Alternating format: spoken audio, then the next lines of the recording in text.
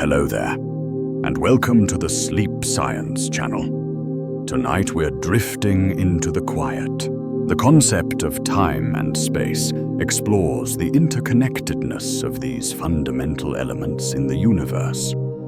Time was historically seen as a constant, impartial flow, measured universally by clocks, but modern science reveals it is more flexible than once believed. Time behaves differently depending on motion and gravity. For example, objects moving at high speeds or in strong gravitational fields experience time more slowly. This bending of time, known as time dilation, challenges the idea of a universal clock and shows that time is local and dependent on one's position in space. The fabric of space-time is dynamic, influenced by mass and motion, suggesting that time and space are not static, but intertwined in complex ways. Time may even cease to behave traditionally near extreme cosmic objects like black holes, where the usual rules of measurement break down, leaving fundamental questions about time's true nature. If you enjoy these gentle journeys, I invite you to like, subscribe, or share a thought below. It helps others find their way here too, one sleepy soul at a time. But for now, all you need to do is relax. Let your shoulders sink, your breathing slow, and your thoughts soften at the edges. Allow your eyes to grow heavy as your mind unwinds. And together, we wander into this quietly fascinating world. Let's begin. Time once felt like the most dependable thing humans had. Long before numbers, long before writing, time announced itself through repetition. Light returned after darkness, warmth followed cold, shadows stretched and withdrew across the ground in patterns that could be trusted. Nothing about time felt mysterious then. It felt like a companion that moved alongside life, steady and predictable, never rushing, never hesitating. Early human survival depended on this regularity. Knowing when daylight would fade meant knowing when to seek shelter. Sensing the slow return of warmth meant knowing when animals would migrate, when plants would grow, when food would become available again. Time was not abstract. It was woven directly into the body, into hunger, fatigue, and alertness. It was experienced, not measured. As communities grew, this shared rhythm became something to coordinate. If people were to gather, to plant together, to prepare for danger, they needed agreement. Time became a reference point, something external that everyone could point to and trust. The sun rising marked the start of work. Its highest point marked rest. Its disappearance signaled caution. These markers were not precise, but they were enough. Eventually, humans began to mark time deliberately. A stick placed in the ground could track the sun's movement. Stones arranged carefully could frame the seasons. The sky itself became a calendar, its slow changes memorized and passed down. None of this questioned what time was. It only assumed that time was something happening to everything equally. That assumption worked. As societies became more complex, time followed. Mechanical clocks appeared, first crude, then refined. Gears turned, pendulums swung, Bells rang at agreed moments. Time was no longer just observed. It was enforced. Cities synchronized. Trade relied on schedules. Armies marched according to hours rather than daylight. The ticking of clocks created a shared heartbeat for civilization. And still, time felt simple. Clocks did not invent time. They reflected it, or so it seemed. The steady motion of gears felt like a mirror of something already present in the world. Seconds passed whether anyone noticed them or not. Minutes accumulated quietly. Hours stacked into days. Calendars expanded this structure further, layering weeks, months, and years into neat containers. History itself was organized this way, as if time were a straight road that humanity simply traveled along. There was comfort in this picture. Time felt impartial. It moved forward no matter who you were. Kings aged the same way farmers did. Empires rose and fell within the same steady flow. Time did not favor anyone. It did not argue. It did not change its pace. This impartiality gave time authority. It became something to obey rather than question. Science, when it emerged, inherited this confidence. Early experiments assumed that time flowed identically everywhere. Measurements relied on this belief. Motion was calculated against time, as if time itself were fixed, universal, and unchanging. If an object moved faster, it covered more distance in the same amount of time. If it moved slower, it covered less. Time was the stable backdrop against which everything else happened. And again, this worked. Within everyday experience, nothing contradicted it. A second lasted the same length whether you were walking, running, or standing still. A day did not stretch or shrink because of where you stood. Gravity pulled equally. Motion felt relative, but time did not. It ticked on, indifferent to circumstances. This success was powerful. It discouraged curiosity. When something functions perfectly within experience, it stops drawing attention. Time became invisible not because it was simple, but because it was reliable. People questioned weather, fate, disease, and death, but time itself felt beyond doubt. It was the stage on which uncertainty played out, not a character in the story. Even the heavens seemed to agree. Stars rose and set with mechanical patience. The moon repeated its phases with calm precision. Planets wandered, but predictably.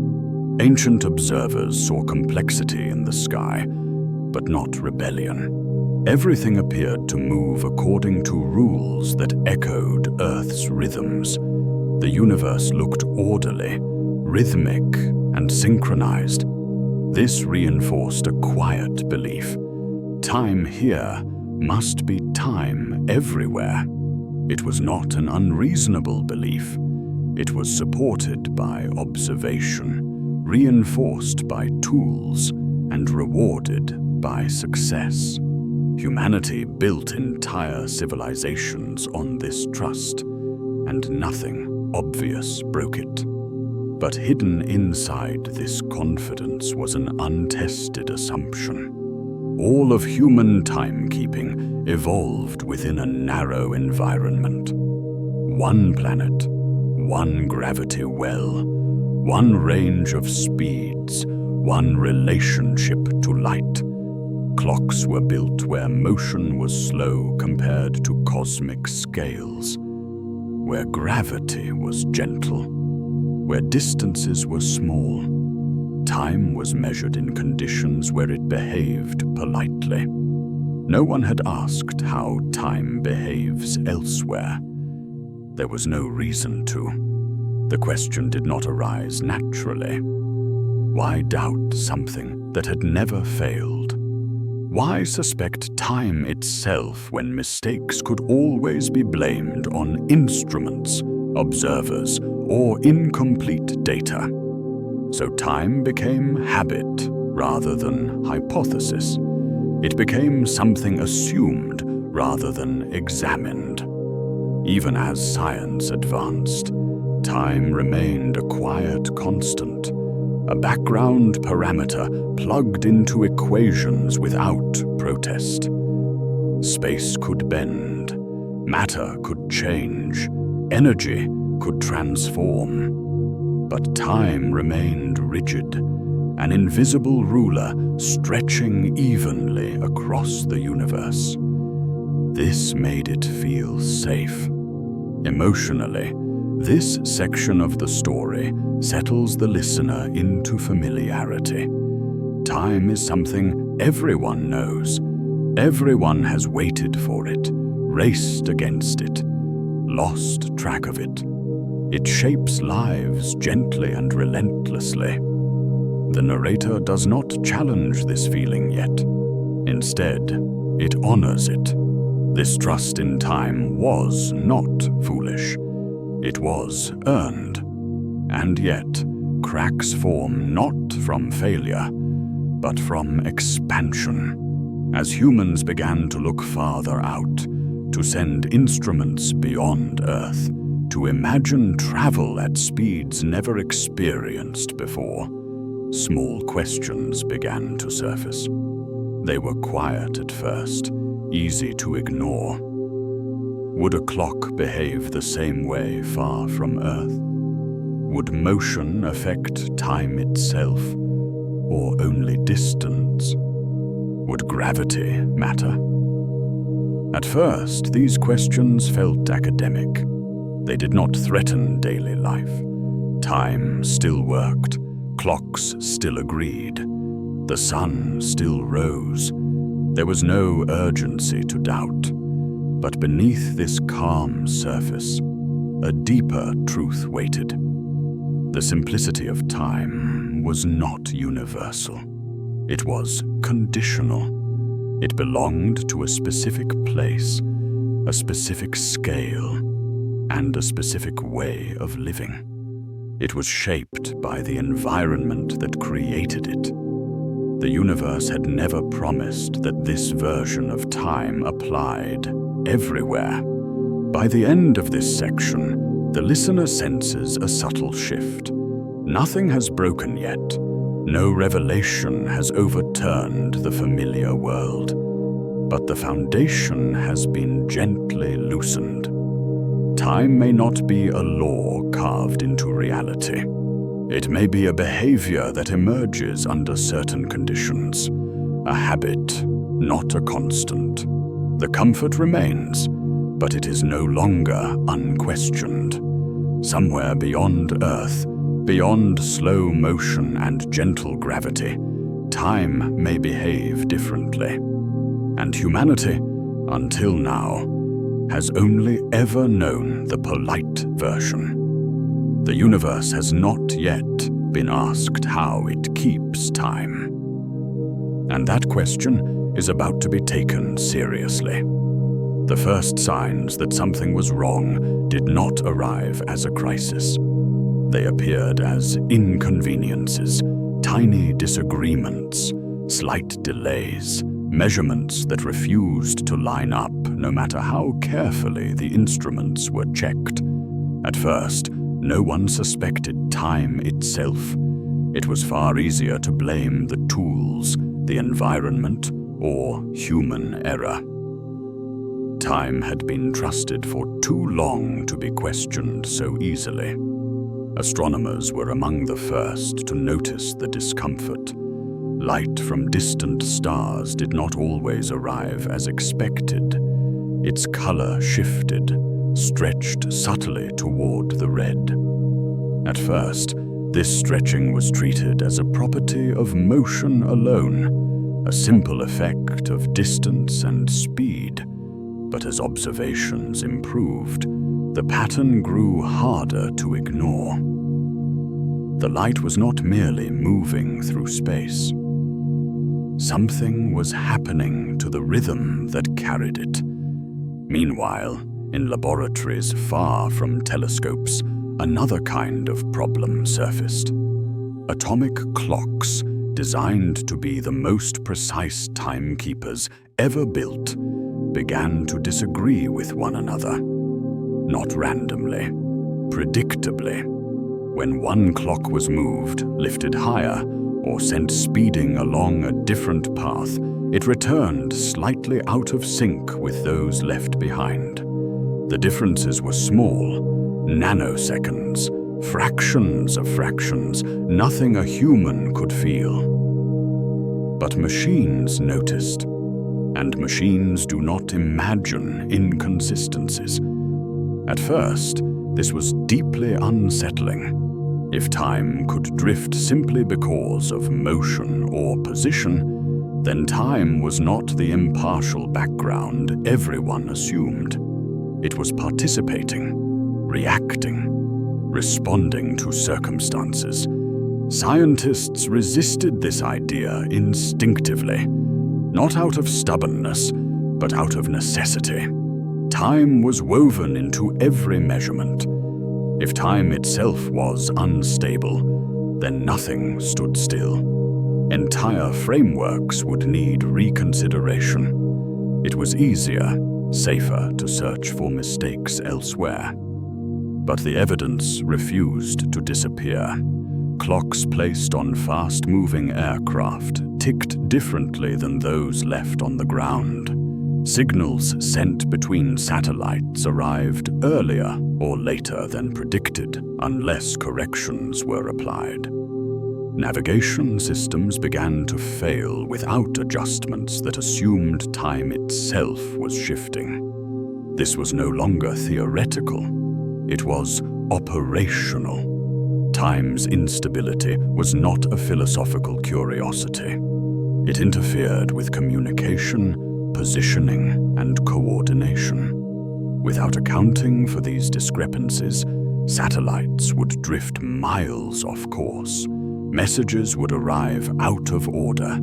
Systems designed to depend on perfect synchronization would quietly unravel. The universe was not sharing a single clock. The narrator, now more investigative than nostalgic, guides the audience through this realization carefully. No equations are needed, only consequences. If time slows for one observer and not another, then simultaneity collapses. Events that appear synchronized from one perspective do not from another. There is no universal now that everyone agrees on. This was not how time was supposed to behave. And yet, it did. Motion mattered. The faster something moved, the slower its time progressed relative to those at rest. Gravity mattered too. Clocks deeper in a gravitational field ticked more slowly than those farther away. Time did not flow evenly across space. It pooled, it stretched, it lagged. These effects were not illusions. They were measured repeatedly, confirmed independently, and incorporated into working technology. Every day, devices in orbit quietly adjust their clocks to compensate for time behaving badly. What was once assumed to be absolute was now conditional. Emotionally, this is the first true rupture for the listener. Not a shock, but a destabilization. Time is no longer a silent partner. It has preferences. It reacts to speed and mass. It behaves differently depending on where and how you exist. The universe, it seems, does not care about human convenience. Resistance to this idea lingered longer than the data. Scientists did not want time to be flexible, because flexibility threatened clarity. If time bends, then cause and effect must be handled with care. Predictions become relative. Certainty becomes contextual.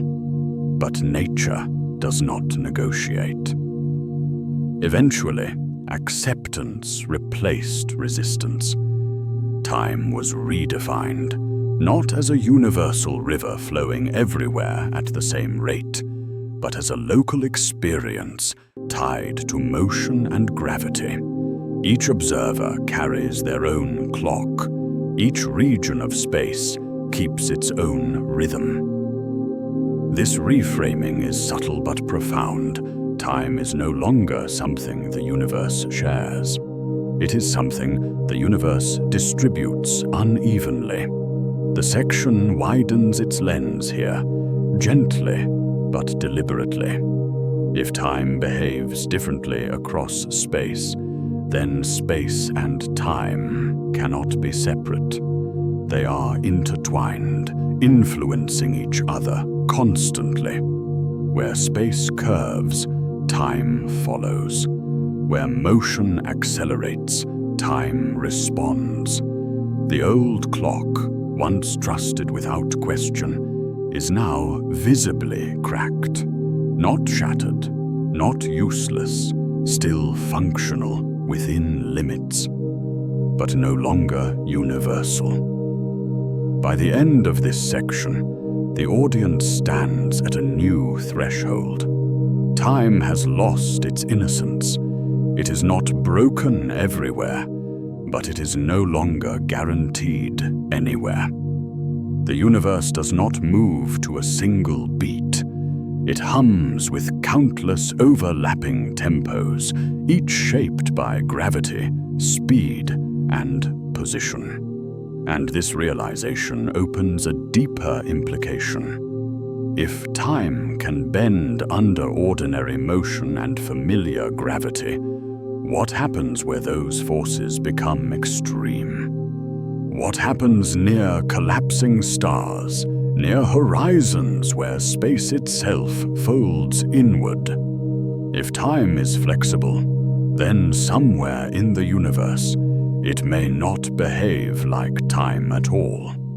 And that possibility is no longer theoretical.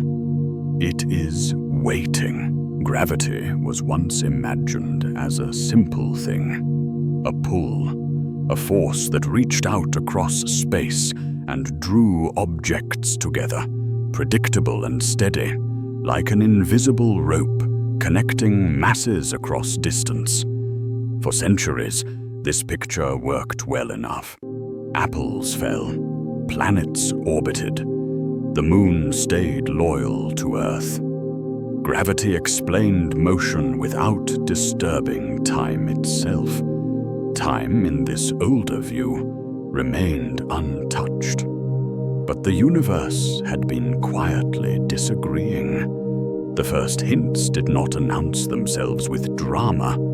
They arrived as gentle discrepancies, so small they could be ignored if one was not looking carefully. Clocks placed in different locations did not quite agree, even when built to identical standards. Signals sent upward arrived slightly altered. Something about height, mass, and position was influencing duration itself. At first, this seemed impossible. Gravity was supposed to move objects, not moments. It could bend paths, not seconds.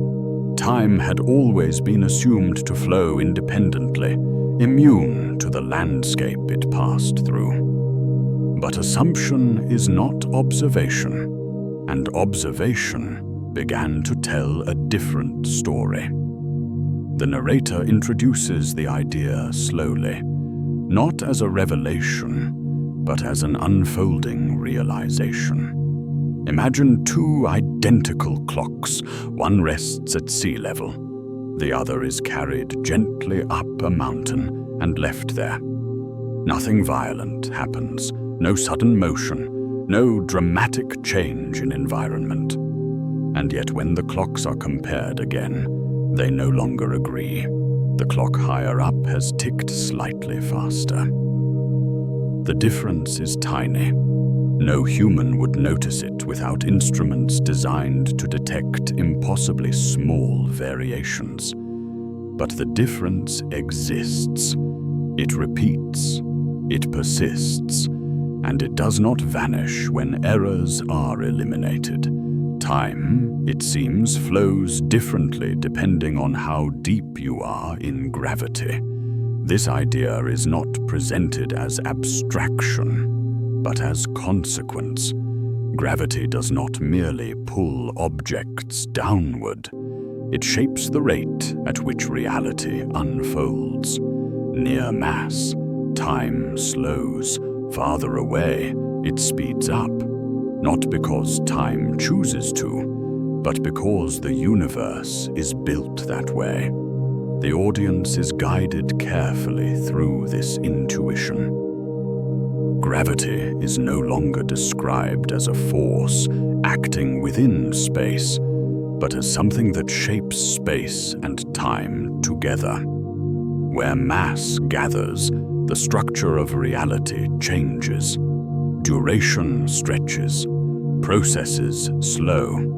Even the ticking of the most precise clocks becomes sensitive to location. This is not metaphor. Satellites orbiting Earth must account for this effect constantly. Their clocks tick faster than those on the surface, not because they are better clocks, but because they are farther from Earth's mass. Without correcting for gravity's influence on time, navigation systems would drift rapidly. Positions would be miscalculated. Entire networks would lose coherence. Time's sensitivity is operational. The universe does not offer a neutral stage on which events occur. It sculpts the stage as the play unfolds. Gravity presses into time the way weight presses into fabric.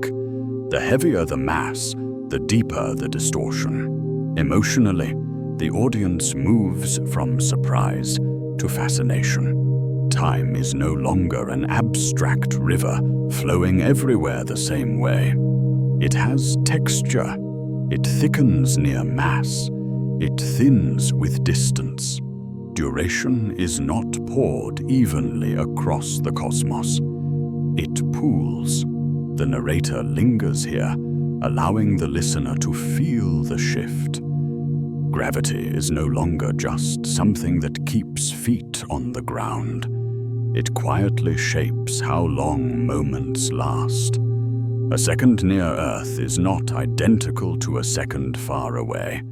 They are close enough to feel the same, but not close enough to be equal. This realization changes how the universe feels. Time is no longer universal. It is local. Each place carries its own pace, determined by the mass around it. The universe keeps many clocks, all ticking differently, all correct in their own frames.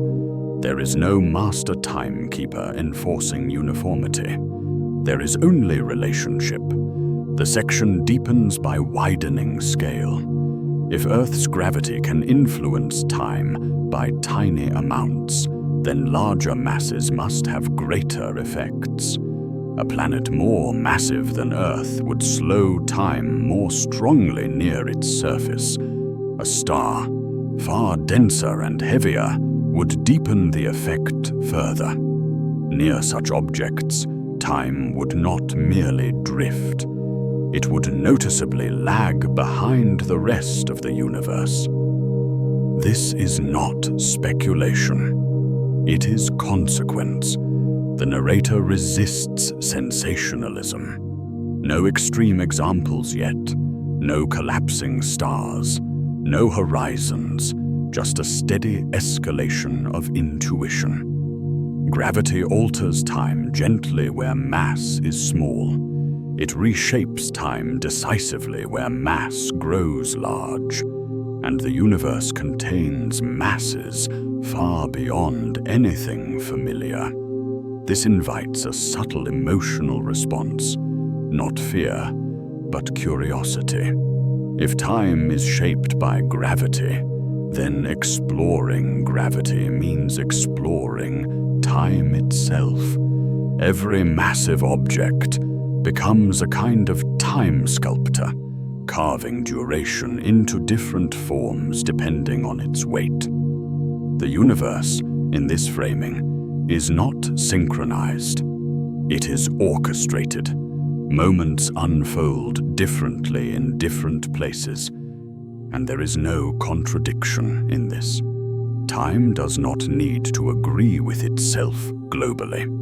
It only needs to remain consistent locally. The narrator emphasizes restraint here. Nothing mystical is implied, no violation of cause and effect. Signals still travel, events still occur, but the pace at which they unfold is shaped by the environment. Time has become contextual. As the section approaches its end, the narrator gently shifts attention toward the horizon of familiarity. Earth's gravity produces mild effects. Even stars, enormous as they are, still allow time to flow in ways that can be measured and compared. But the universe contains objects where gravity is not gentle. There are places where mass is compressed so intensely that space itself curves sharply inward, where gravity does not merely slow time, but dominates it, where the familiar rhythm of seconds and minutes begins to lose meaning altogether. The audience feels anticipation rather than dread, a sense that the story is descending deeper, following gravity toward its most extreme expressions. If time bends near Earth, then somewhere else it must bend far more dramatically. And if time can bend, then perhaps under enough weight, it can do something even stranger. The section closes quietly, without announcing what comes next. Gravity has been revealed as time's hidden sculptor, shaping duration wherever mass exists. But the universe is full of regions where gravity pushes far beyond human experience. The clock, once trusted as universal, is now clearly shaped by place. And somewhere ahead, the listener senses time may not just bend. It may begin to lose its familiar shape entirely. For most of human history, motion was treated as a surface detail. Things moved through space, and time simply followed along, steady and unchanged. A journey took longer because the distance was greater, not because time itself behaved differently along the way. Speed was a relationship between space and duration, never a force capable of reshaping duration itself. That assumption felt safe. It matched everyday experience. Walk faster, arrive sooner. Walk slower, arrive later. Time remained the same for everyone involved, like a silent referee keeping score in the background. But once again, the universe had been quietly disagreeing. The narrator introduces the shift gently, almost personally. Imagine two identical clocks, synchronized perfectly. One stays behind. The other is carried aboard a fast-moving vessel, not violently, just steadily, gliding through space at a tremendous speed. Nothing strange is felt. No warning appears. The traveler experiences each moment normally, breath by breath, thought by thought. When the clocks are reunited, something impossible has happened. They no longer agree. The moving clock has recorded less time. This is not because it malfunctioned. It did exactly what it was built to do. The clock left behind also functioned perfectly.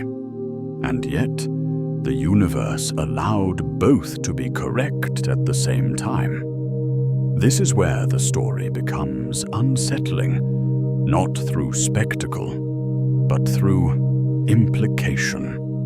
Time is not something that all observers share equally. It depends on motion. The faster something moves through space, the slower it moves through time. The narrator resists abstraction. No equations, no sudden leaps. Instead, the audience is guided through consequences. Astronauts aboard fast-moving spacecraft return very slightly younger than those who stayed behind. The difference is small but measurable. It accumulates. Time has behaved differently along different paths. This is not a trick of perception. It is not an illusion. It is physical. Particles provide an even clearer story. Certain unstable particles decay quickly when at rest. They vanish almost as soon as they appear. But when these same particles are accelerated to near light speeds, they survive longer, much longer. From the particle's perspective, nothing strange has happened. Its internal clock ticks normally, but from the outside, its lifetime has stretched. Time, it turns out, is not shared. It is carried. Each object, each observer, moves through the universe along a unique path, and that path determines how much time they experience. Two paths that begin and end together can still contain different amounts of duration. Emotionally, this creates intimacy rather than distance. Time is no longer an abstract river flowing everywhere the same way. It becomes something personal, almost private. Each journey carries its own rhythm. Each traveler keeps their own clock, and the universe does not insist they agree. The narrator emphasizes something crucial here. There is no cheating involved. No observer is privileged. No one's time is more real than another's. Each experiences time correctly within their own frame. The disagreement only appears when paths are compared. This dissolves a deeply ingrained idea that somewhere there must be a master clock keeping the true time of the universe. There is not. The universe does not provide a single timeline against which all events are measured. Instead, it allows countless timelines to coexist, each shaped by motion, each valid, none absolute.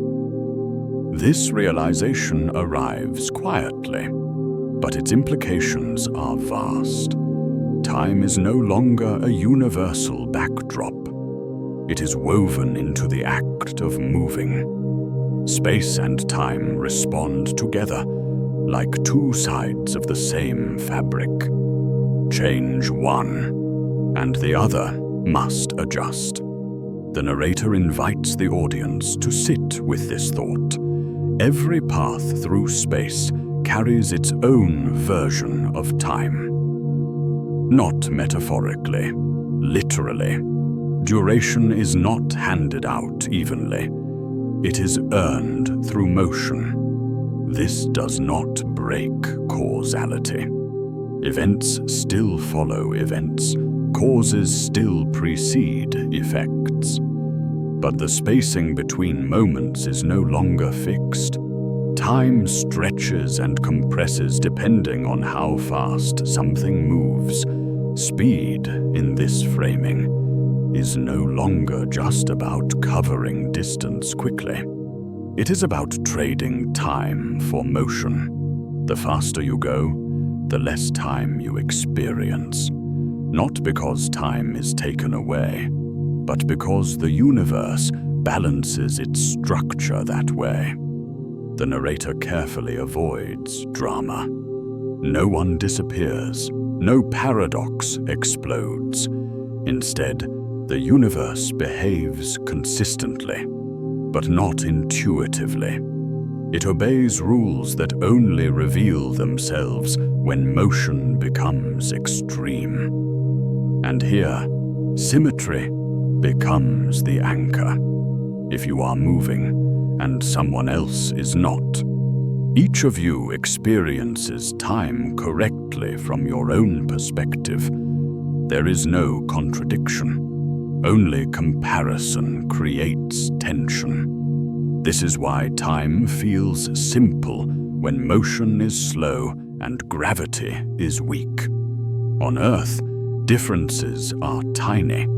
They hide beneath daily life. But as speed increases, the effects become undeniable. The audience feels the ground shift again, not with fear, but with a sense of expansion. Time is no longer something that simply happens to you. It is something you move through, shape, and experience differently depending on your path. The narrator now draws the threads together. Gravity slows time. Motion slows time. These are not separate tricks. They are expressions of the same underlying structure. Space and time are not independent arenas. They are fused. Mass curves space. Motion reshapes time.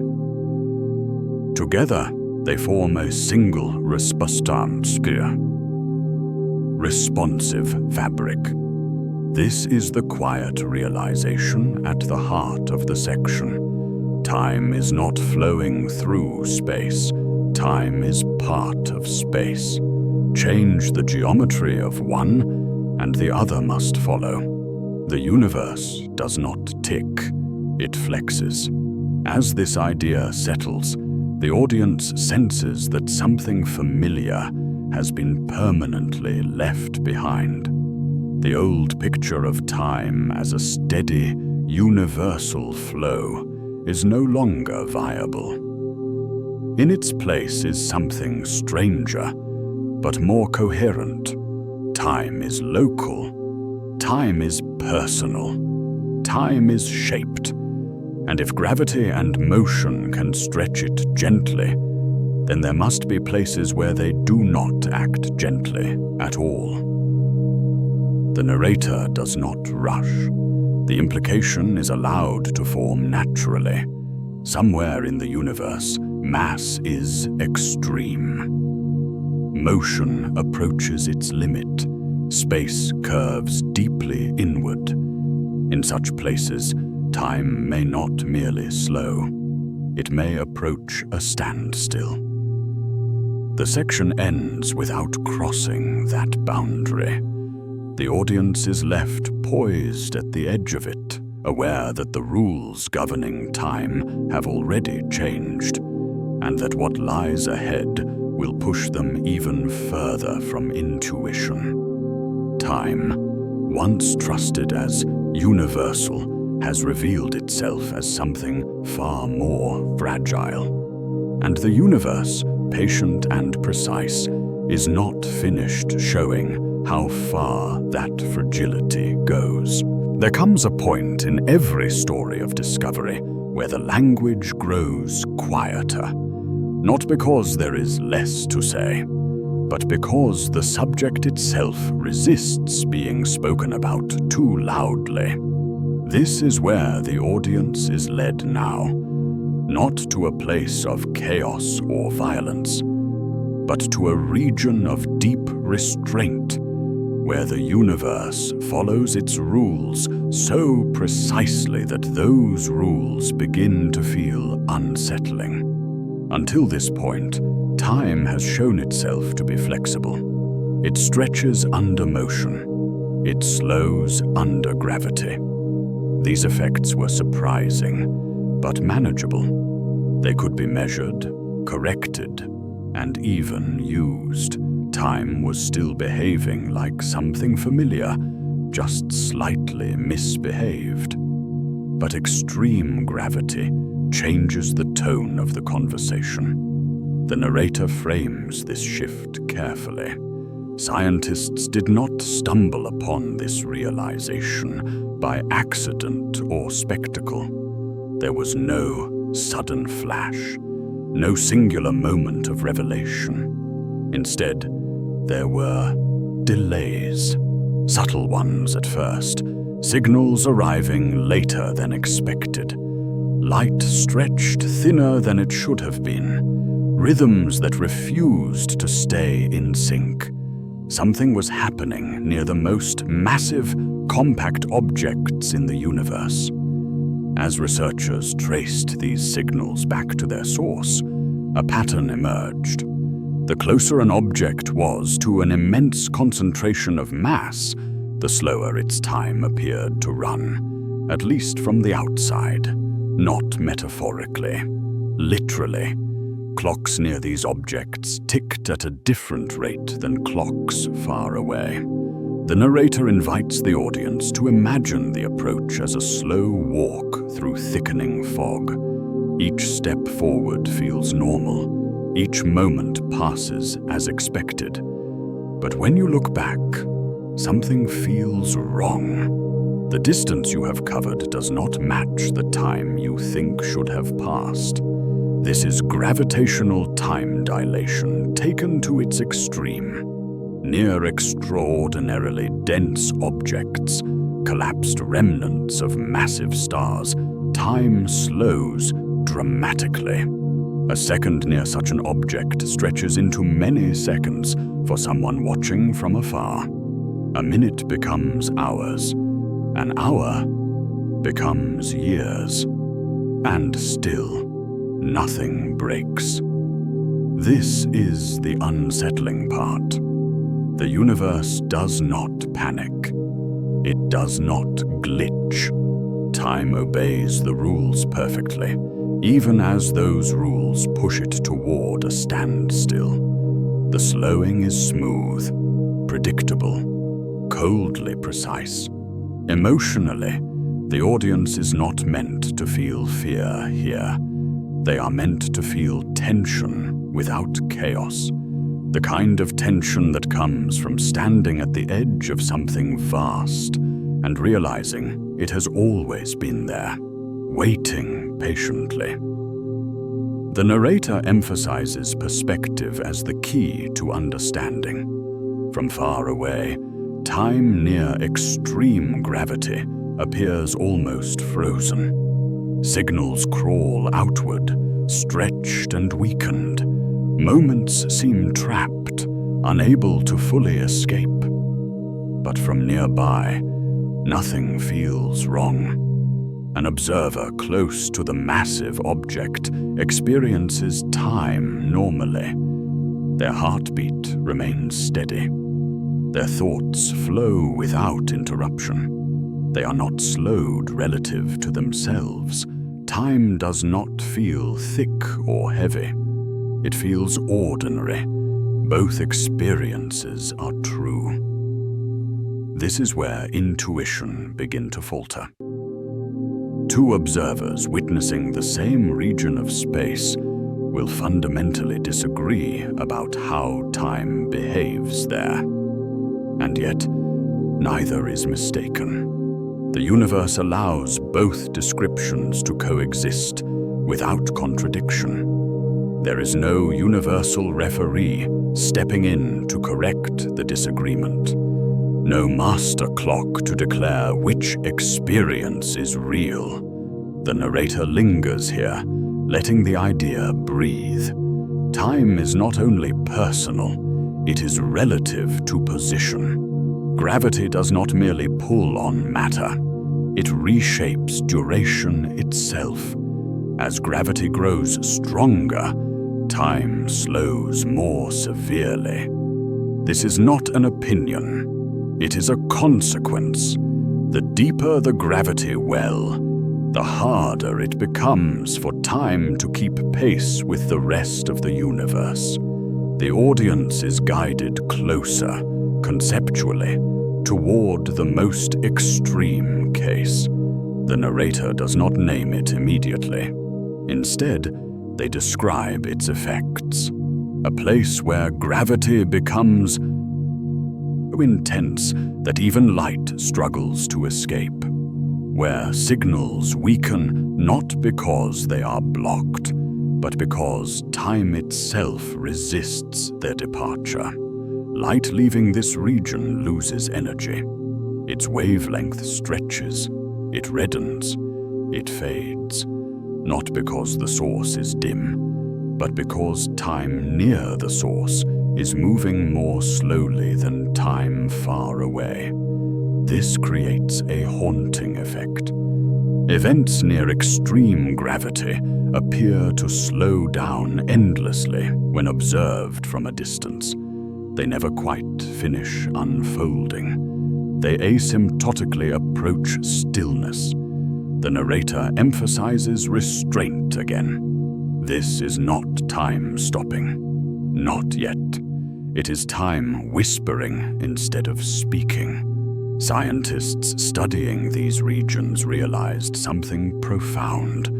There exists a boundary, not a physical wall, but a limit of communication.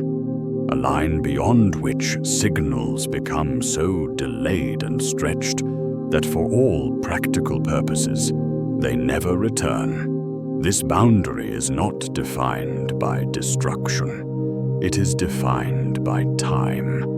As one approaches it, time slows more and more relative to the rest of the universe. From the outside, anything nearing this boundary appears to freeze, suspended forever in the last moments before crossing.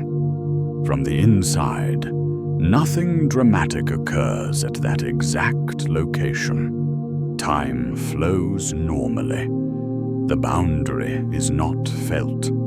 It is not marked. It is only revealed through comparison. This duality unsettles the audience in a quiet way. The universe contains regions where shared experience breaks down, not because reality fails, but because reality allows different truths to coexist. The narrator frames this as a confrontation with limits rather than danger. The limit is not about where objects can go. It is about where information can return from. Beyond this boundary, time slows so completely relative to the outside that communication itself becomes meaningless. Messages are not destroyed. They are delayed indefinitely. The audience feels the weight of this realization. The universe has places where causality becomes one-sided, where events can happen, but their story cannot be told outward. This is where the section's emotional center lies. Not in fear of the unknown, but in the quiet recognition that the universe does not guarantee transparency. Some regions obey the laws so strictly that they effectively seal themselves off. The narrator resists sensational language.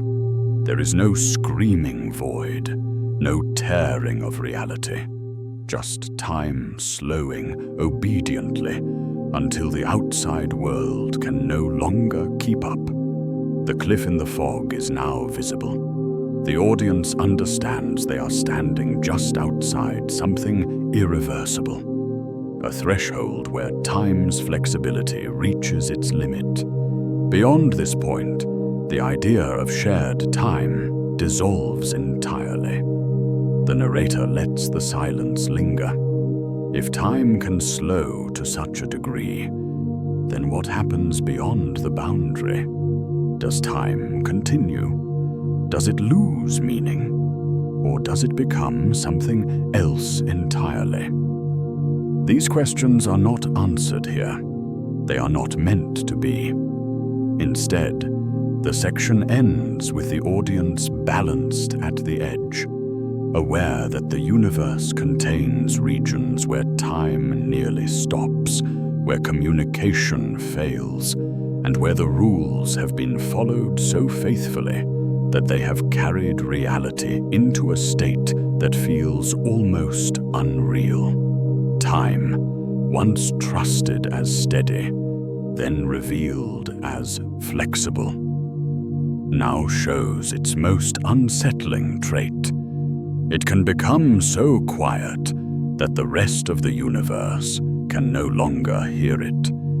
And beyond this edge, the story of time itself may no longer be shared at all. There is a moment in every deep investigation when the mystery stops feeling dramatic and starts feeling unavoidable.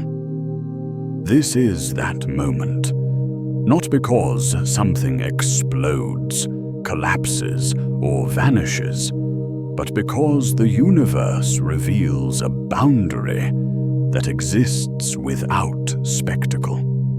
A boundary made not of matter, but of timing. The narrator introduces horizons carefully, almost apologetically, as if aware that the word carries unnecessary baggage. This is not the horizon of science fiction. There are no glowing edges or invisible walls waiting to be crossed. Instead, a horizon is something far quieter.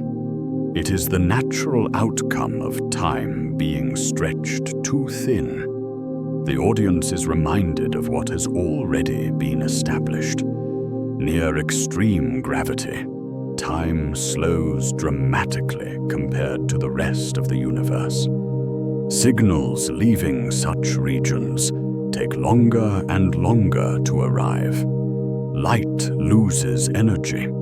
Information struggles to move outward. None of this is destructive. Nothing is blocked. Everything is allowed to proceed exactly as the laws permit. And that is precisely the problem. As gravity increases, the delay grows without limit.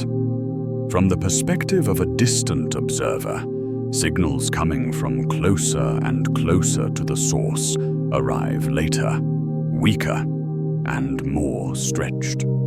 Eventually, they take so long that, for all practical purposes, they never arrive at all. This is where the idea of a horizon emerges, not as an object, but as a conclusion.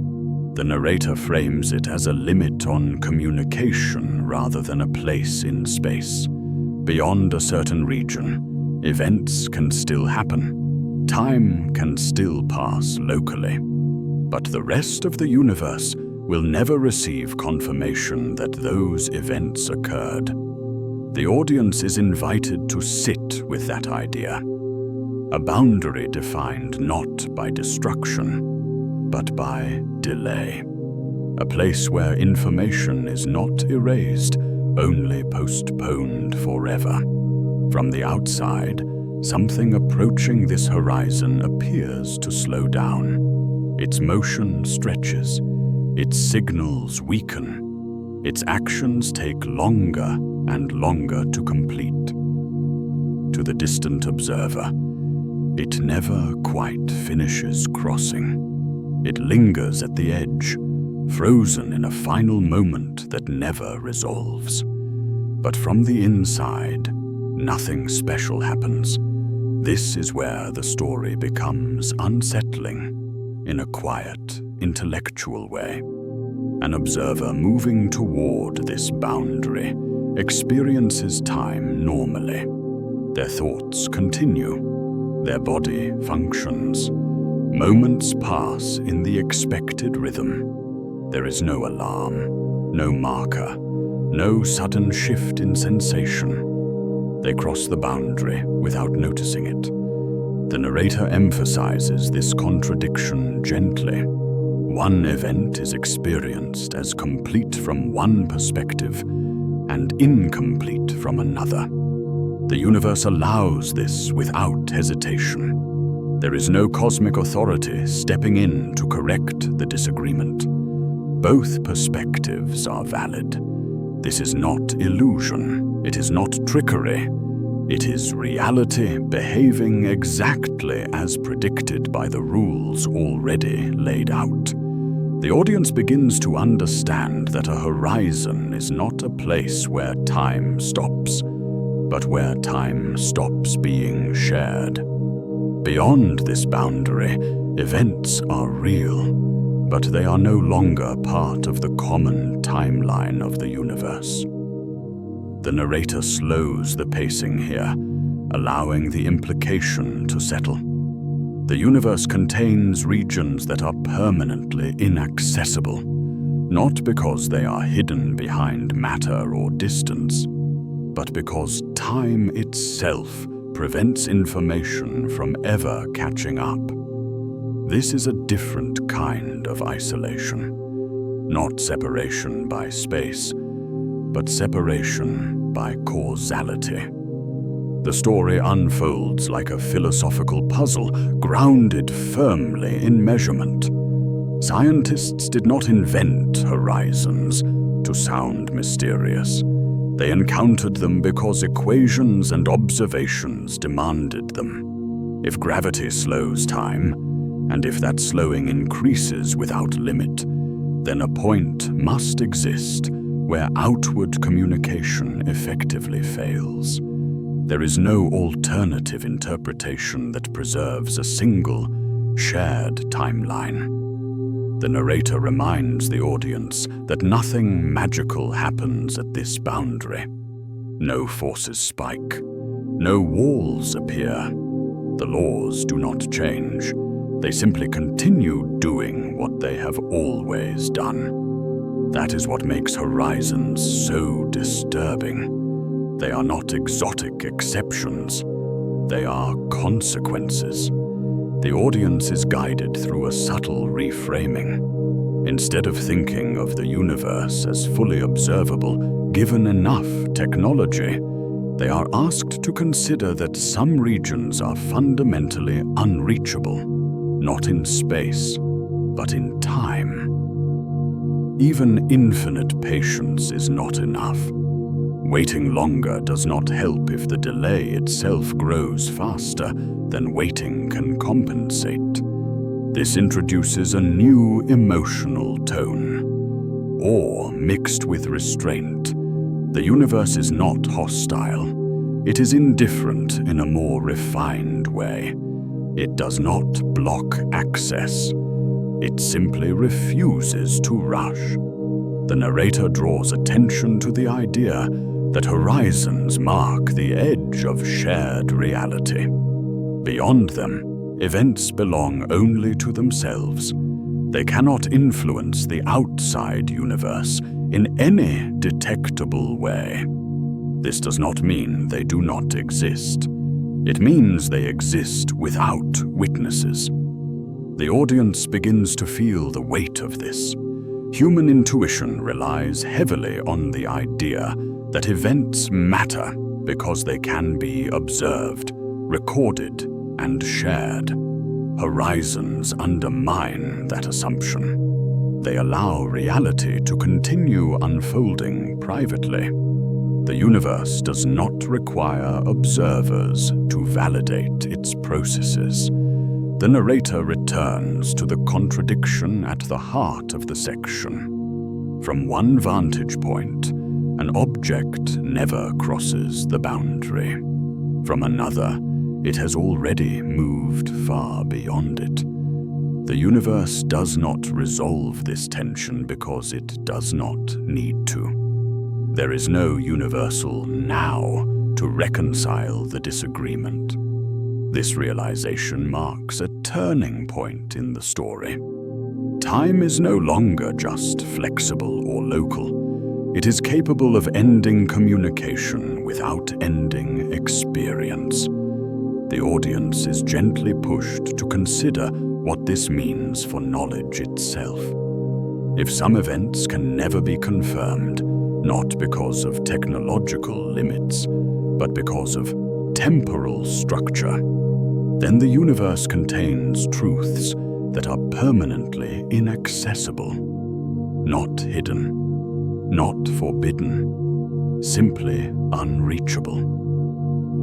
The narrator avoids despair.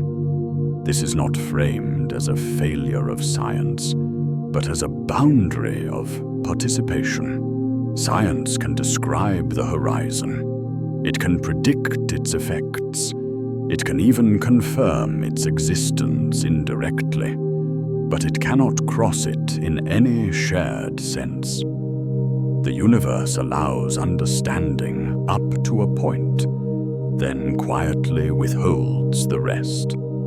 The section closes by widening the perspective just enough to prepare the next step.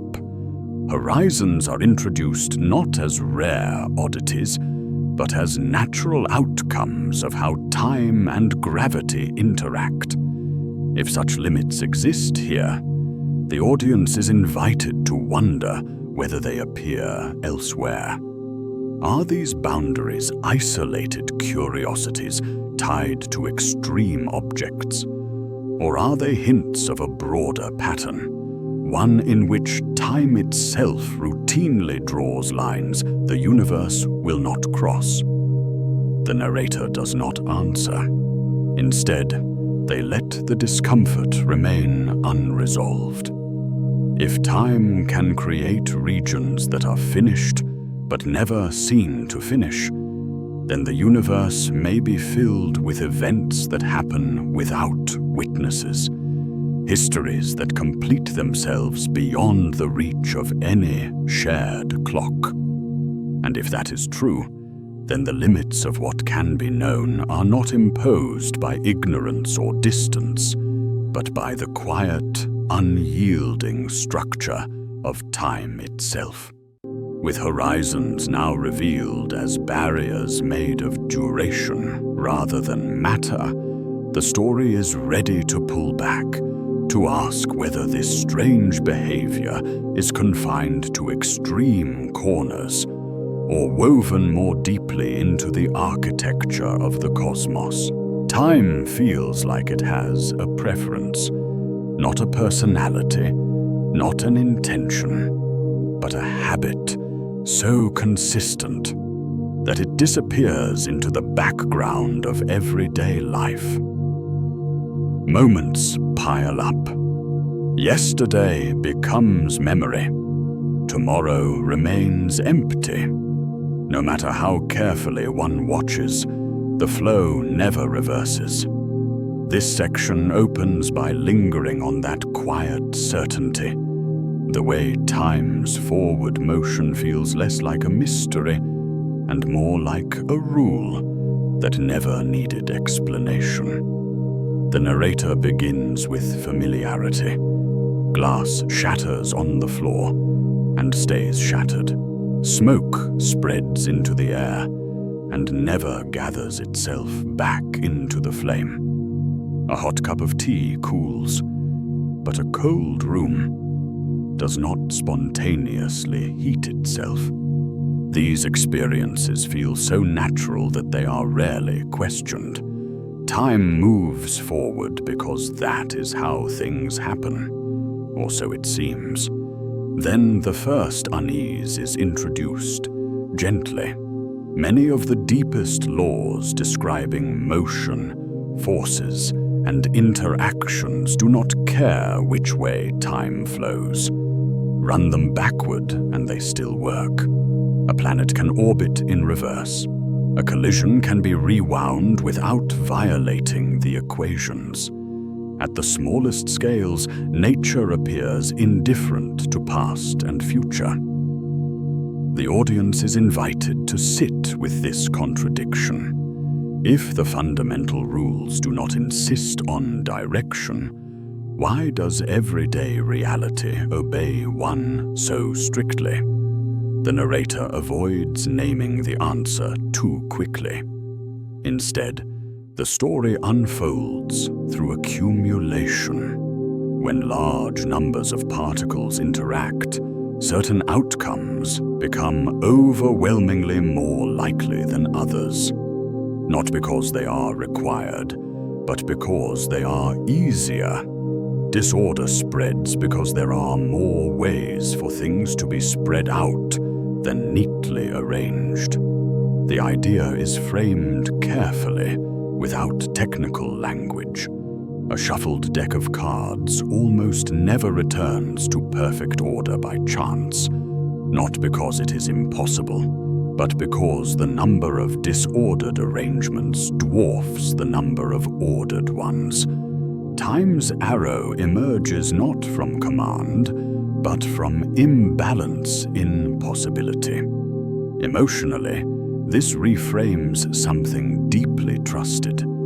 The direction of time is not enforced by a cosmic rulebook. It is supported by statistics. It exists because the universe favors what is most likely to happen when countless interactions pile up. The narrator leans into the fragility of this realization. If time's forward march depends on conditions, then it is not guaranteed everywhere or forever. It is not stitched into reality at the deepest level. It is an outcome, not a foundation. Memory becomes part of the story. The past leaves traces. The future does not. This asymmetry feels profound, but it follows the same logic. Traces are records of order transforming into disorder. Footprints form because sand grains are displaced. They fade as wind redistributes them. The future leaves no footprints because it has not yet interacted with anything. The audience begins to feel a shift. Time's arrow is no longer an absolute line pointing forward. It is a trend, a statistical drift, reinforced by scale. The narrator gently introduces the idea that the universe did not always look the way it does now. If time's direction depends on order spreading out, then the universe must have started in an unusually ordered state. Not because it had to, but because without that starting point, the arrow would never have emerged. This is the section's quiet reveal. The forward flow of time may not be a universal constant. It may be a consequence of how the universe began. The emotional tone remains calm, but the implication is destabilizing. Time's direction is not guaranteed by logic. It is inherited from history. The narrator emphasizes that this does not make time illusory. It makes it contextual. Just as gravity shapes motion without dictating intent, probability shapes time without enforcing meaning. Everyday experience returns briefly to anchor the idea. Ice melts, people age, stories progress. These are not violations of physics. They are expressions of likelihood playing out across enormous numbers of interactions. The audience is encouraged to notice how quietly this explanation changes perspective. Time feels inevitable because the conditions supporting its direction are everywhere around us. But inevitability is not the same as necessity. The section closes by softening the ground beneath the listener. If time's arrow depends on initial conditions, then under different cosmic circumstances, time might behave differently. It might slow, blur, or even lose its sense of direction altogether. This is not presented as speculation, but as an open door. The universe we observe is one version among possibilities. Time's forward motion is real here, now, but it may not be a universal feature of all cosmic environments. The narrator lets the thought linger without pushing it further. The audience is left with a calm unease, a sense that something once thought fundamental is instead contingent. Time moves forward because the universe began in a state that allowed it to do so. That direction persists not because it must, but because it has not yet found a reason to stop. And with that realization quietly in place, the story is ready to widen its scope, to ask when this arrow first appeared, and what it might reveal about the universe's earliest moments. There is a quiet assumption hidden inside every human thought about time, that it has always flowed, that yesterday followed the day before, and that tomorrow will arrive in the same way it always has. This section begins by gently loosening that assumption, not by contradiction, but by stepping backward toward the universe's earliest moments, where time's direction may not yet have existed. The narrator introduces the early universe not as an explosion, not as chaos, but as something unexpectedly calm, smooth, uniform, almost eerily simple. Matter and energy were spread evenly, without structure, without stars, without galaxies. From a distance, it might have looked boring. From closer inspection, it was extraordinary. This was a universe balanced so delicately that nothing yet distinguished one region from another. Temperature barely varied. Density barely fluctuated. There were no obvious clocks ticking, no cycles repeating, no change that could clearly be called progress. And yet, hidden inside this simplicity was the seed of everything that followed. The audience is guided to an unfamiliar realization. Disorder had room to grow. Complexity had somewhere to go. The universe began in a state where change was possible in one direction more than the other. This is where time's arrow quietly formed, not as a command, but as an opportunity. The narrator lingers on this idea. Time did not begin because the universe demanded it. It began because the universe allowed it. As the cosmos expanded and cooled, tiny differences grew. Slight imbalances became structures. Uniformity fractured into variety. Stars formed. Galaxies assembled. Entropy increased, not because it was forced to, but because there were vastly more ways for things to become uneven than to remain perfectly smooth. The audience feels the weight of this shift. Time's forward flow emerges not from a ticking mechanism, but from a folding possibility. The past is remembered because it was simpler. The future remains unknown because it holds more configurations than any mind could track. The narrator is careful here.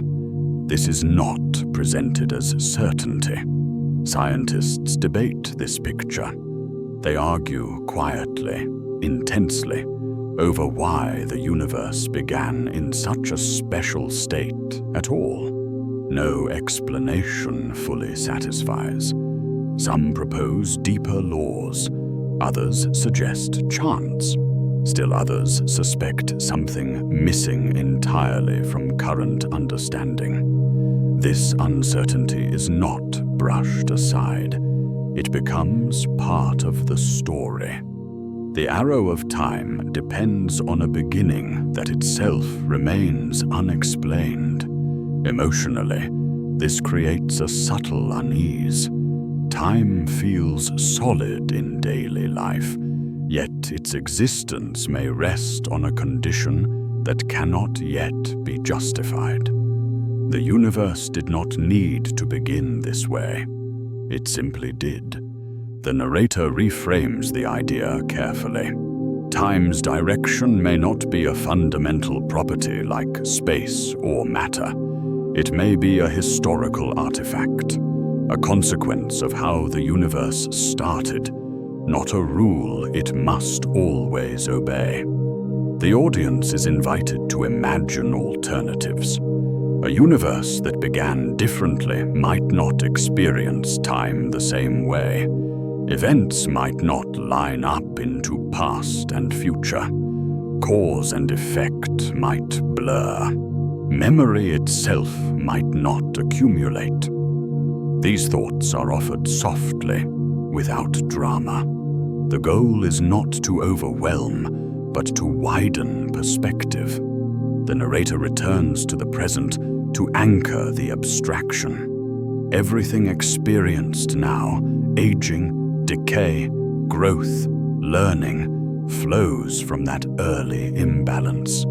Time's arrow stretches across billions of years, connecting human experience to a moment long before any observer existed. This connection feels both intimate and unsettling. Personal time is linked to cosmic history.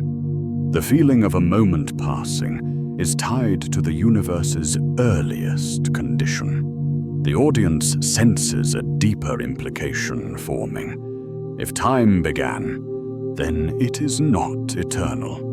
And if it is not eternal, it may not be permanent. The narrator does not rush this thought. Instead, it is allowed to surface naturally. If the universe's beginning set time in motion, then changes in the universe's future could alter time's behavior again. Not necessarily end it, but reshape it. This is not framed as prophecy. It is framed as openness. The universe has already surprised humanity once by allowing time to emerge. There is no guarantee it will not surprise again. The section emphasizes humility. Human experience occupies a narrow slice of cosmic history. Time feels stable because the conditions supporting its direction are stable here, now.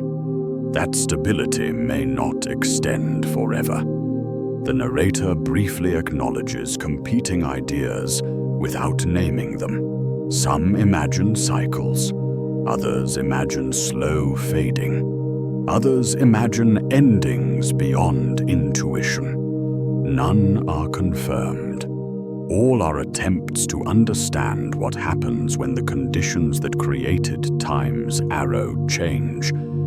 The audience feels intellectually rewarded, not with answers, but with clarity about the question itself.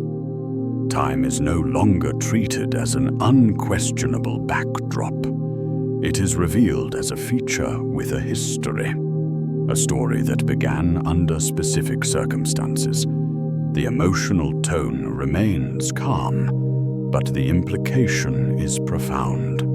The future is not just unknown in content, but potentially unknown in structure. Time itself may not always behave as it does now. The narrator closes the section by returning to the image of the early universe, Smooth, quiet, balanced. A place where the arrow of time had not yet pointed anywhere at all. From that unlikely beginning came everything that followed, including the feeling, right now, of moments passing.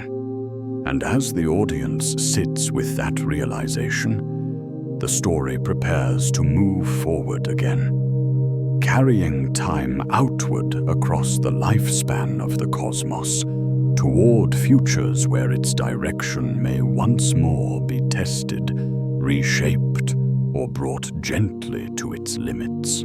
The future of the universe is often imagined as a spectacle, a final explosion, a violent collapse, some dramatic moment when everything ends at once.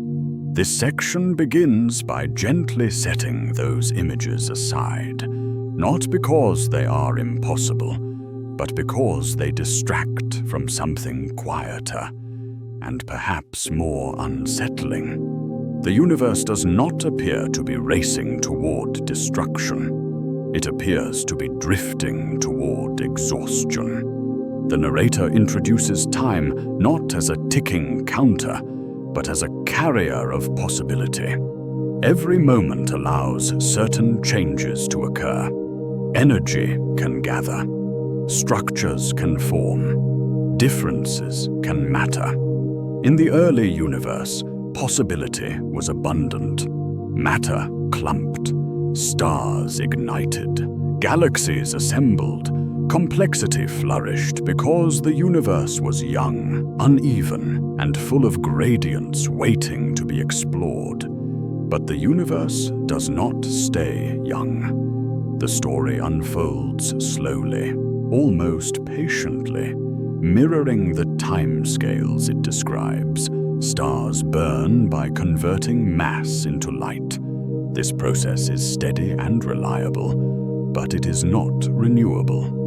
Each star carries a finite reserve of fuel, and when it is gone, the star changes or fades. Over billions of years, generations of stars are born and die, enriching space with heavier elements, creating planets, lighting galaxies. For a long time, this cycle feels endless. From a human perspective, it might as well be. Then the narrator gently widens the frame. Star formation peaks, not abruptly, but subtly. New stars still form, but less frequently than before. Gas clouds thin, galaxies grow quieter. The night sky of the far future would still contain light, but it would be dimmer, more sparse, less crowded with brilliance. The universe is not breaking. It is settling. Energy spreads out. Heat flows from warmer regions to cooler ones until differences soften. This is not destruction. It is equalization. The same process that cools a cup of tea plays out on a cosmic scale, over spans of time so long they strain imagination. The narrator emphasizes how gradual this is. Trillions of years pass. Civilizations could rise and fall uncountable times and never notice the change. And yet, from the universe's perspective, something important is happening. The range of meaningful events is narrowing. The audience is invited to feel the emotional shift here. This future is not violent. It is calm, predictable, peaceful even. And that is precisely what makes it unsettling. As stars become rarer, new structures become harder to form. Fewer gradients remain to drive complexity. Fewer surprises are possible. The universe does not stop changing, but its changes become repetitive, familiar, low in information. The narrator reframes the idea carefully. This is not about death in the human sense. It is about creativity. Time still flows, moments still pass, but fewer moments lead to outcomes that matter on a large scale. Imagine a story that keeps going after the plot has resolved. Pages still turn, words still appear, but nothing new is revealed. The universe's far future may feel like that. Not an ending, but a long epilogue. The audience begins to sense that time itself is being redefined again. Earlier chapters revealed that time depends on conditions. Now those conditions are changing. As energy spreads thinner, time loses leverage. It can no longer produce novelty easily. Events still occur, but they no longer build toward anything larger. They echo rather than accumulate. The narrator avoids absolute claims. This is not presented as certainty, but as a direction supported by current understanding. There may be surprises, unknown processes, new physics waiting in the quiet. Still, the trend is clear enough to feel. The universe becomes increasingly uniform. Differences smooth out. The arrow of time still points forward, but it points through increasingly similar moments. The future becomes spacious, calm, and uneventful. The emotional weight of this idea is allowed to settle slowly. There is no rush to dramatize it. The universe does not scream as it ages. It whispers. The narrator gently connects this to the earlier idea of entropy without naming it directly. Possibility drains away because there are fewer ways left for things to happen differently. The universe has explored most of its options. This does not mean existence ends. It means meaning becomes harder to extract. The audience may notice a subtle inversion here.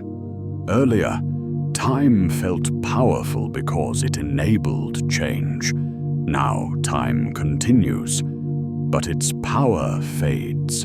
Duration remains, but significance thins. The narrator emphasizes that this future is unimaginably far away. No current life is threatened by it. No near-term fate depends on it.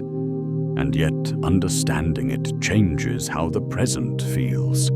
Time feels abundant now because the universe is still uneven, still active, still capable of surprise. That abundance is not guaranteed forever. The story avoids despair. Instead, it invites perspective. The richness of the present is highlighted precisely because it is temporary. Complexity exists because the universe is not finished evolving. The narrator briefly returns to stars, anchoring the abstraction. In the far future, the brightest stars will be long gone. What remains will be smaller, dimmer, longer lived. Red embers drifting through vast darkness. Even those will eventually fade. The universe does not collapse into nothing. It stretches into stillness. The audience is encouraged to feel the scale of time here. Trillions upon trillions of years. A future so long that human language barely applies. And within that future, time continues faithfully, even as its capacity to generate difference dwindles. The section's central idea becomes clear. The universe may not run out of time in the sense of stopping. It may run out of things for time to do. This is the quiet discomfort planted near the end. Time flowing forward is not enough to guarantee meaning, novelty, or complexity. Those require conditions, and conditions evolve. The narrator frames this as a soft closing of doors. One by one, possibilities become inaccessible. Not locked away, but no longer supported by the environment. The universe becomes simpler again, though not in the same way it began. Early simplicity was full of potential. Late simplicity is spent. The audience feels contemplative rather than alarmed. This is not a warning. It is a description of a trajectory. The section closes by gently turning attention toward the force that appears to be accelerating this process. Space itself is stretching. Distances grow. Galaxies drift apart faster over time. The narrator does not explain this force yet. It is introduced as a presence, a pressure pushing the universe toward isolation. If time's creative power is fading, something is helping it along. And with that realization hovering quietly, the story prepares to follow the expansion of space itself toward a future where not only energy, but connection becomes increasingly rare. For most of human history, the universe was imagined as a stage. Stars moved across it. Galaxies occupied it. Events happened within it. Space itself was assumed to be still, an unmoving backdrop against which time unfolded. This section begins by gently undoing that assumption, replacing it with something far stranger and far more consequential. The narrator introduces expansion not as motion, but as growth. Galaxies are not fleeing from a central point. They are not racing through space like debris from an explosion. Instead, the space between them is stretching. Distances increase because the fabric connecting everything is slowly being pulled wider. The universe is not throwing objects outward. It is quietly becoming larger everywhere at once.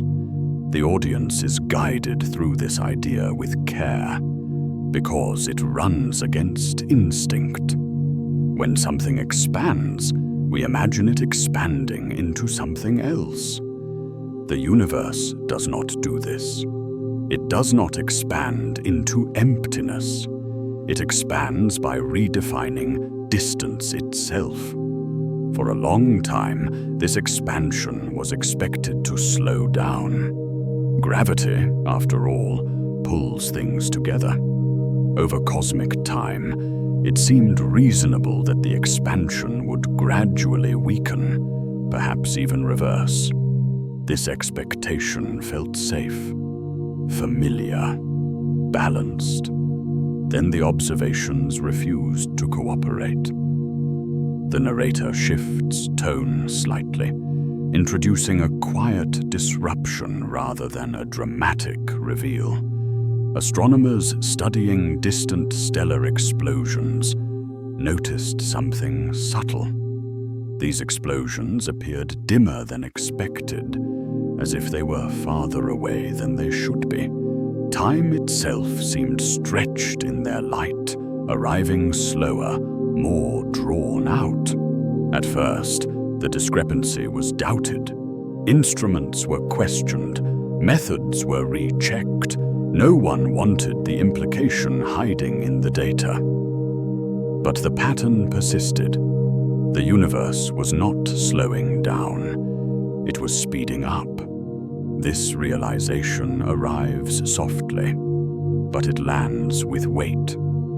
Expansion is accelerating. Not in some regions, not at certain times, everywhere. uniformly, as if space itself has acquired a quiet pressure pushing it outward. The narrator is careful here. No dramatic naming, no grand declarations, just the effect. Something is causing space to stretch faster over time, and no one fully understands why. The audience is invited to sit with that uncertainty. This force does not behave like matter. It does not clump. It does not thin out as space expands. It remains evenly distributed, exerting influence without revealing its nature. Emotionally, this creates a sense of unease without panic. The universe is doing something unexpected, but not violently. Calmly, patiently, the story unfolds by exploring consequences rather than causes. As space stretches faster, distances between galaxies grow not just large, but unreachable. Light leaving one galaxy may never arrive at another, not because it is blocked, but because space expands faster than the light can cross it.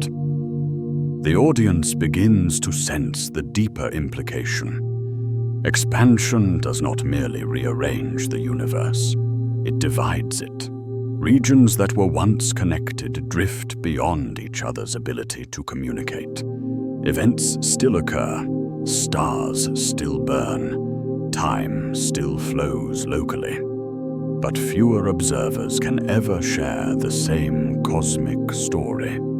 The narrator reframes this gently. The universe is not ending, it is fragmenting. Each region carries on with its own clocks, its own changes, its own flow of time. But the shared universe, the one where events echo across vast distances, slowly dissolves. This is where time enters the story again, now intertwined with expansion. Time depends on connection, on cause and effect traveling from place to place. As expansion accelerates, those connections thin. The future becomes partitioned. The narrator uses soft imagery rather than explanation. Islands drifting apart on a growing sea. Messages sent but never received. Horizons forming not from walls, but from speed. The audience feels the emotional pivot here. This is not about distance alone. It is about isolation, about futures that can no longer intersect. Time continues, but it becomes local in a new way, not just shaped by motion and gravity, but by separation. Two regions of the universe may each have endless time ahead of them, yet never influence one another again.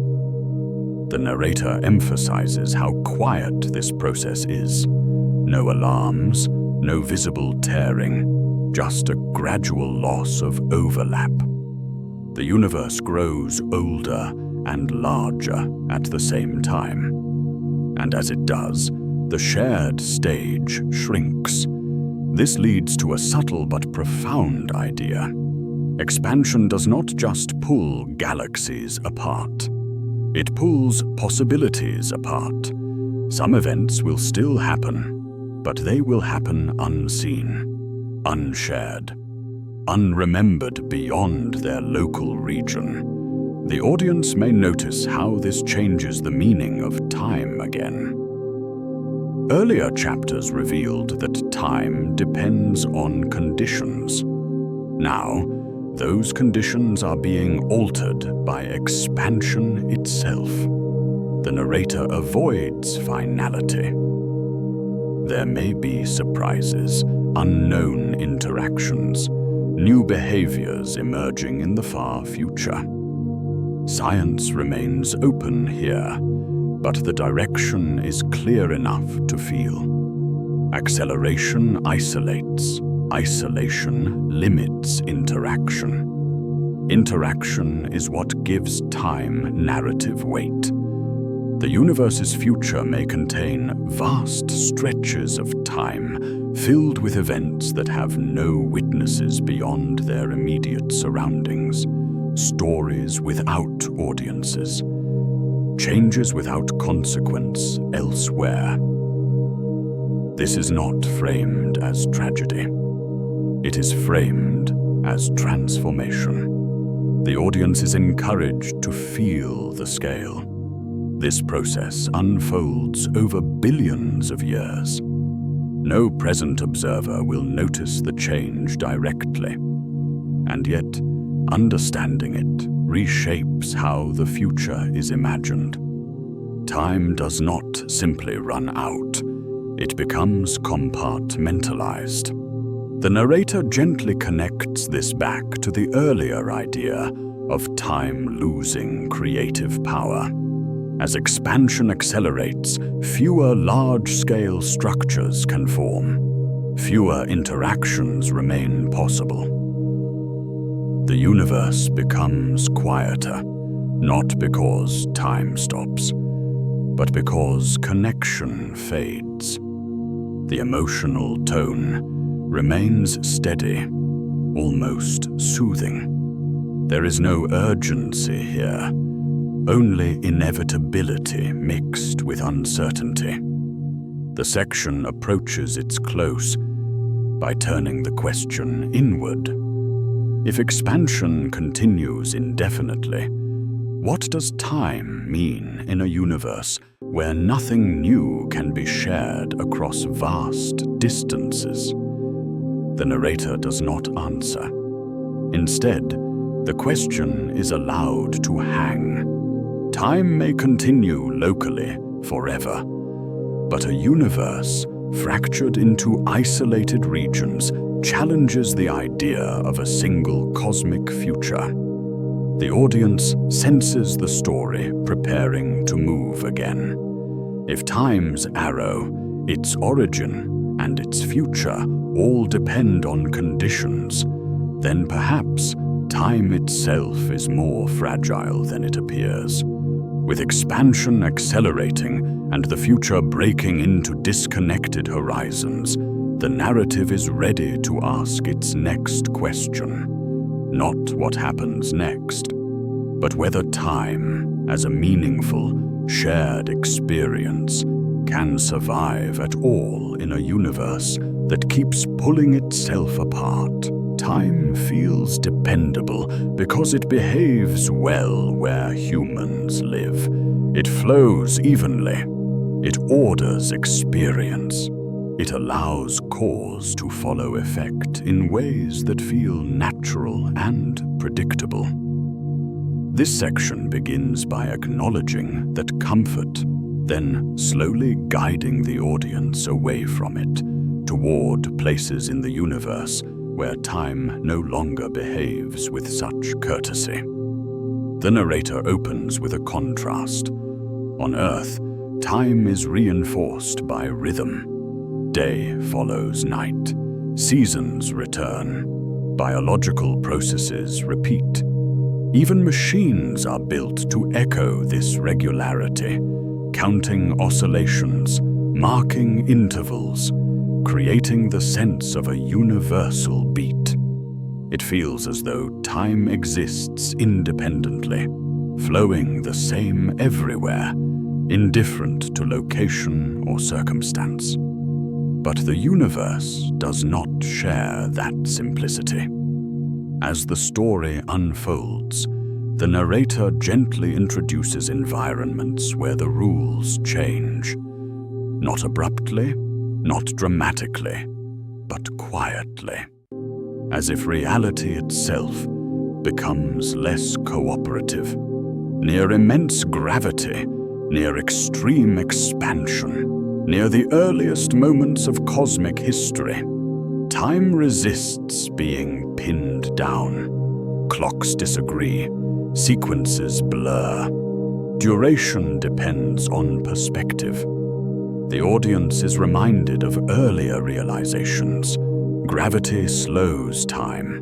Motion reshapes it. These effects were strange, but still manageable. Time bent, but it remained recognizable. Here, the bending becomes something else. The idea of a single shared flow begins to dissolve. The narrator reframes the question. Instead of asking how time behaves, the story asks where time behaves at all. In regions of extreme gravity, clocks near massive objects fall increasingly out of sync with clocks far away. Not symbolically, physically. Signals lag. Intervals stretch. What feels like a second in one place may correspond to years elsewhere. The universe tolerates this discrepancy without correction. There is no master reference frame stepping in to restore order. The audience is invited to feel the discomfort of this idea. If no clock is privileged, then time has no universal authority. It becomes local, negotiated by conditions rather than enforced by law. The story then widens again, moving away from collapsed objects and toward the earliest universe. In those first moments, space and time were tightly intertwined, changing rapidly, unevenly, without stable structure. The narrator avoids technical detail, focusing instead on intuition. In such an environment, nothing held still long enough for time to settle into a smooth flow. Change happened, but without a clear rhythm. This introduces a quiet but profound suggestion. Time may not have existed in a familiar sense at all during those early conditions, not because it was broken, but because it had not yet emerged. The audience is guided toward a new framing. Time may not be fundamental. It may be a pattern that appears only when the universe becomes calm enough to support it. Just as waves form only when water behaves a certain way, time may form only when reality reaches a certain stability. Emotionally, this realization lands gently. It does not invalidate experience. It contextualizes it. The narrator emphasizes restraint.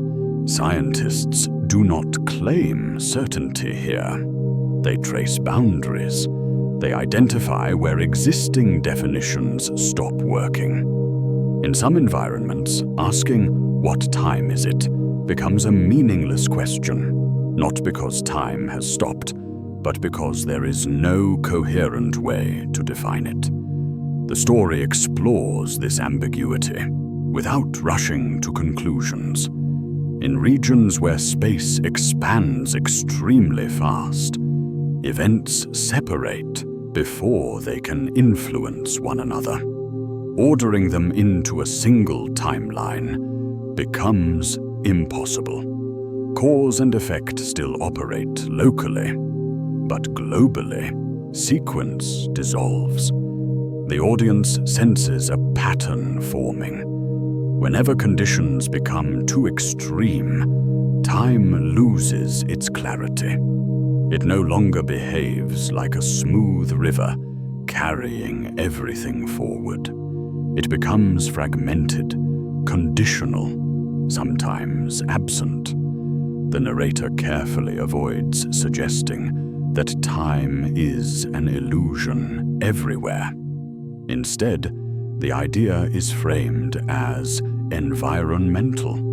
Time works where the universe is gentle enough to allow it. This reframing shifts something subtle in the listener's mind. Time feels real because the environment supports it. Just as sound requires air, time may require stability. The section deepens by returning to the idea of emergence. Many familiar features of reality are not fundamental. Temperature emerges from motion. Pressure emerges from collisions. None exist at the level of individual particles. Time, the narrator suggests, may belong to this category. The audience is invited to imagine regions where conditions never allowed time to fully form, places where events occur but cannot be arranged into before and after in any global sense. Not chaos, but something quieter and stranger. This thought is offered without spectacle. No dramatic visuals, just the unsettling calm of a universe that does not guarantee time everywhere. The narrator acknowledges how counterintuitive this feels. Human consciousness is built around sequence. Memory itself depends on time's arrow. To imagine regions without it is to imagine places beyond experience. And yet, the universe appears comfortable with such regions. The emotional impact comes from humility rather than fear. The universe is not obligated to behave in ways that support human intuition. Time may be a local convenience rather than a cosmic rule. The narrator gently returns to everyday life to anchor the abstraction. Here, now, time works. It flows. It orders. It allows planning, memory, meaning. That does not make it universal. It makes it fortunate. The audience senses a shift in scale. Time is no longer the stage on which the universe acts. It is one of the props, appearing where conditions permit, disappearing where they do not. The section approaches its close by offering a new metaphor. Time is not a river running through everything. It is a pattern etched into reality under specific circumstances. Where those circumstances fade, the pattern fades with them. The narrator does not press further. There is no need to resolve this idea. Its power lies in what it destabilizes. If time can fail locally, then it is not guaranteed. And if it is not guaranteed, then the universe may contain vast regions where time never truly existed, as humans understand it. The audience feels intellectually stretched, but not overwhelmed. The tone remains calm, reflective, almost intimate. The section ends by positioning the next question naturally. If time depends on conditions, and those conditions can erase it, then perhaps time is not an independent feature of reality at all. Perhaps it is something the universe does, not something it is. With that possibility resting quietly in the background, the story is ready to move deeper toward the most unsettling idea yet. Not where time fails, but whether time, at its core, was ever truly real in the first place. Time feels undeniable. It presses forward with every breath, every thought, every fading moment. This section begins by acknowledging that certainty, then slowly, carefully, placing it under quiet inspection. Not to tear it down, but to ask a question so simple it feels almost inappropriate. What if time is not what it seems? The narrator does not rush this idea. Instead, the audience is guided back through familiar ground, now seen from a different angle. Earlier, time bent under gravity. It slowed with motion. It fragmented near horizons. It weakened as the universe aged. Each revelation chipped away at the idea of time as an absolute background. Now those fragments are gathered into a single, unsettling possibility. Perhaps time is not built into reality at its deepest level. The story unfolds gently, as if lowering the lights rather than flipping a switch. The narrator introduces a quiet observation from modern physics. Some of the most successful descriptions of the universe do not require time at all. When scientists strip reality down to its most fundamental relationships, time sometimes vanishes from the equations. The math still works. Predictions still align with observation. The universe does not protest. This is not presented as triumph. It is presented as discomfort. The audience is invited to sit with the idea that reality can be described without a ticking clock embedded within it. Instead of time, there are relationships, changes relative to one another, configurations evolving, not moments passing. The narrator reframes time as something inferred rather than imposed. When one system changes compared to another, an observer experiences sequence. Memory forms, expectation follows. Time appears, not as a substance, but as a story the brain constructs to organize change. Emotionally, this lands softly but deeply. The audience realizes they have never experienced time directly. They experience change, motion, aging, anticipation. Time itself is an interpretation layered over these processes. The narrator is careful not to diminish experience. The story does not suggest that time is imaginary in a dismissive sense. It suggests that time may be emergent, like temperature or pressure. Real in practice, but not fundamental in origin. The audience is guided through this idea with patience. A single particle does not have a temperature. Temperature emerges when many particles interact. In the same way, time may emerge when systems interact in complex, irreversible ways. Entropy increases, records form, memory accumulates, sequence becomes meaningful. Earlier ideas return, now rearranged. Entropy does not require time. It describes change in configurations. Expansion does not require time. It describes relationships between distances. Horizons do not require time. They describe limits on interaction. Time, the narrator suggests, may be the narrative that stitches these effects together from the perspective of an observer embedded within them. The emotional resonance deepens here.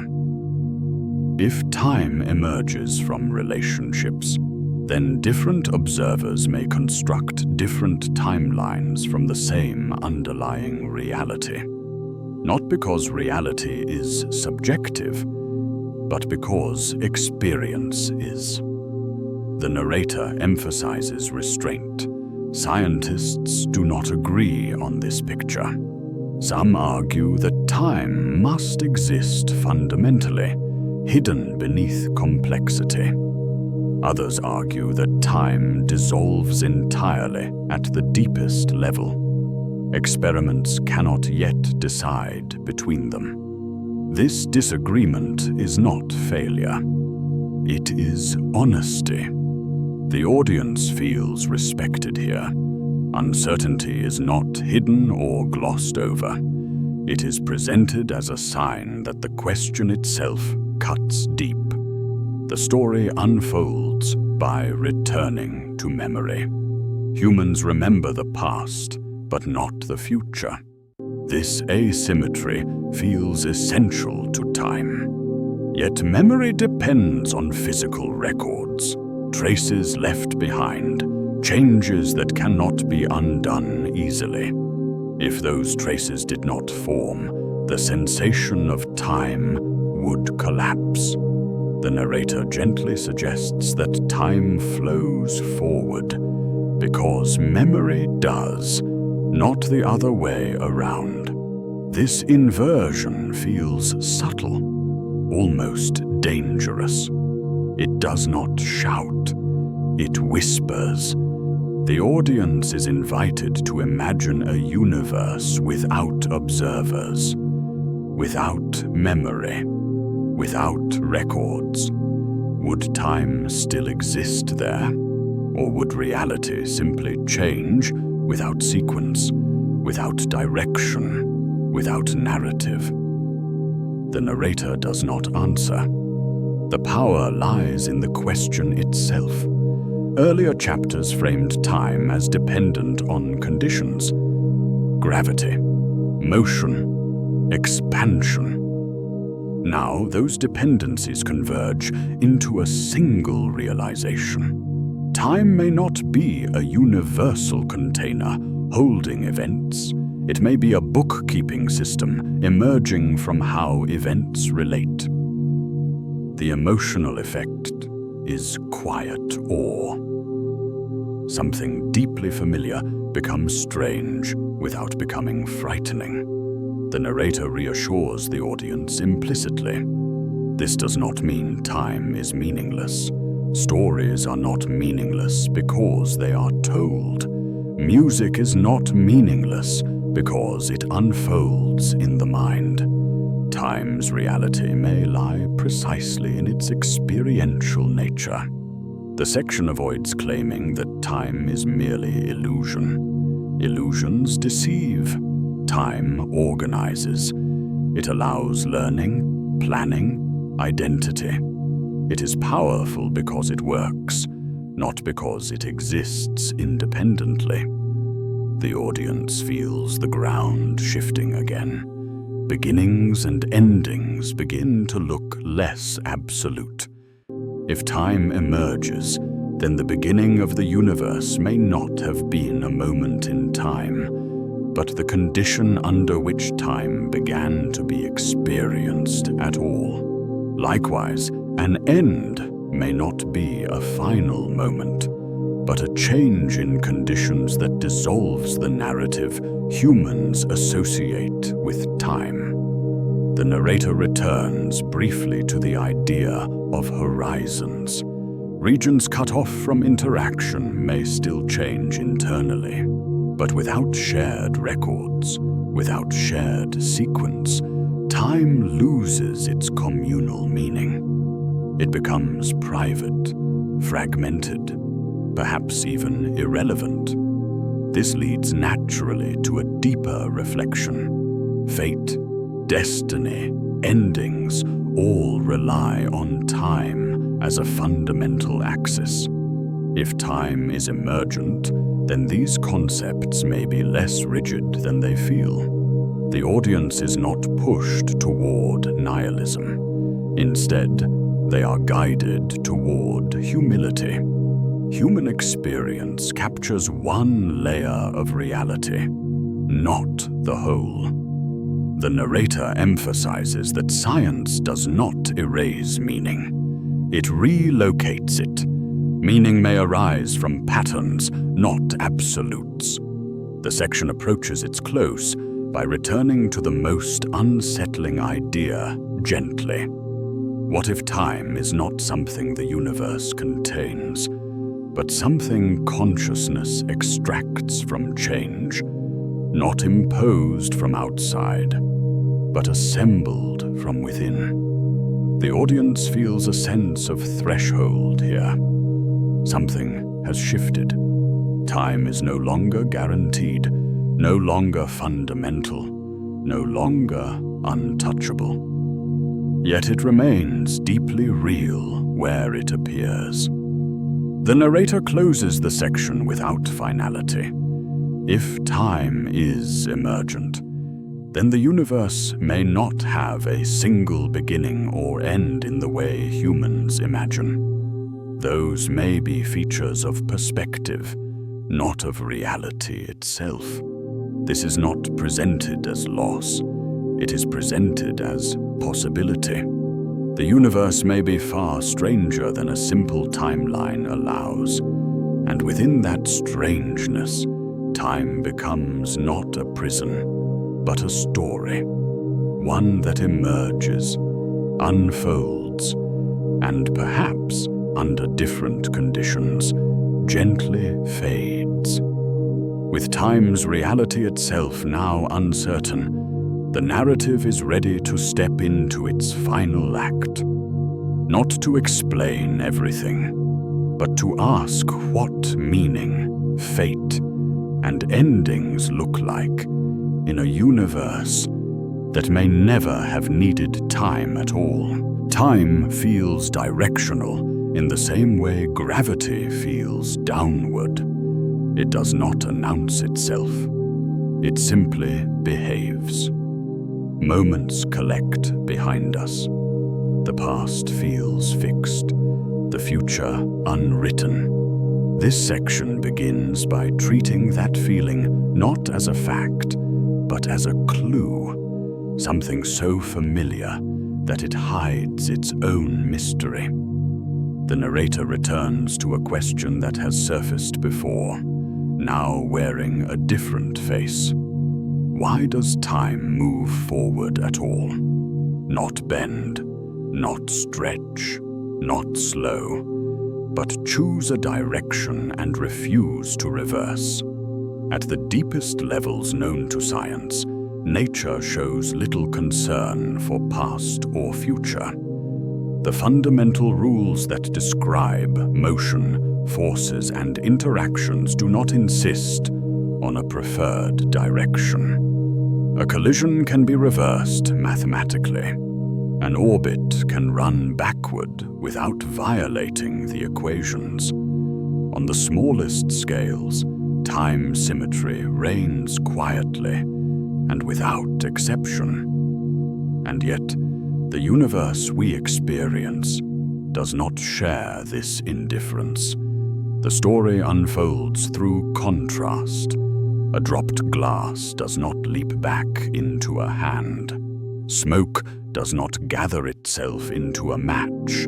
Scrambled eggs do not return to their shells. These are not laws written into the universe. They are outcomes, overwhelmingly likely outcomes, repeated so often that they feel absolute. The narrator invites the audience to notice the gap between what is allowed and what actually happens. On microscopic scales, reversibility exists. On macroscopic scales, it vanishes. Somewhere between atoms and galaxies, time acquires an arrow. The explanation arrives slowly, almost reluctantly, framed not as a mechanism, but as a tendency. When systems change, they tend to spread out their information. Details disperse, correlations weaken. The precise arrangement that defined an earlier state becomes harder and harder to reconstruct. This spreading is not dramatic. It is subtle. A cup shatters because there are vastly more ways for its fragments to lie scattered than assembled. Heat flows because there are more ways for energy to be distributed evenly than concentrated in one place. The narrator avoids naming formulas. Instead, the audience is guided to intuition. The universe prefers what is statistically easy, not what is theoretically reversible. Time's arrow, in this framing, is not a command. It is a consequence. The emotional pivot arrives when memory enters the story.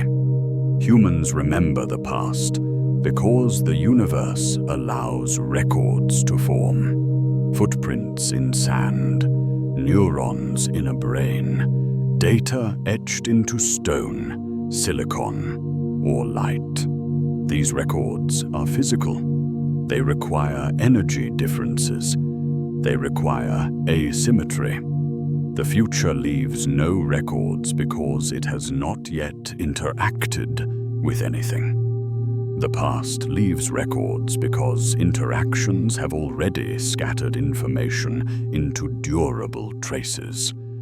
The narrator gently reframes memory as a physical phenomenon, not a mental abstraction. Remembering is possible only because the universe permits information to be stored unevenly. The arrow of time and the arrow of memory are not separate.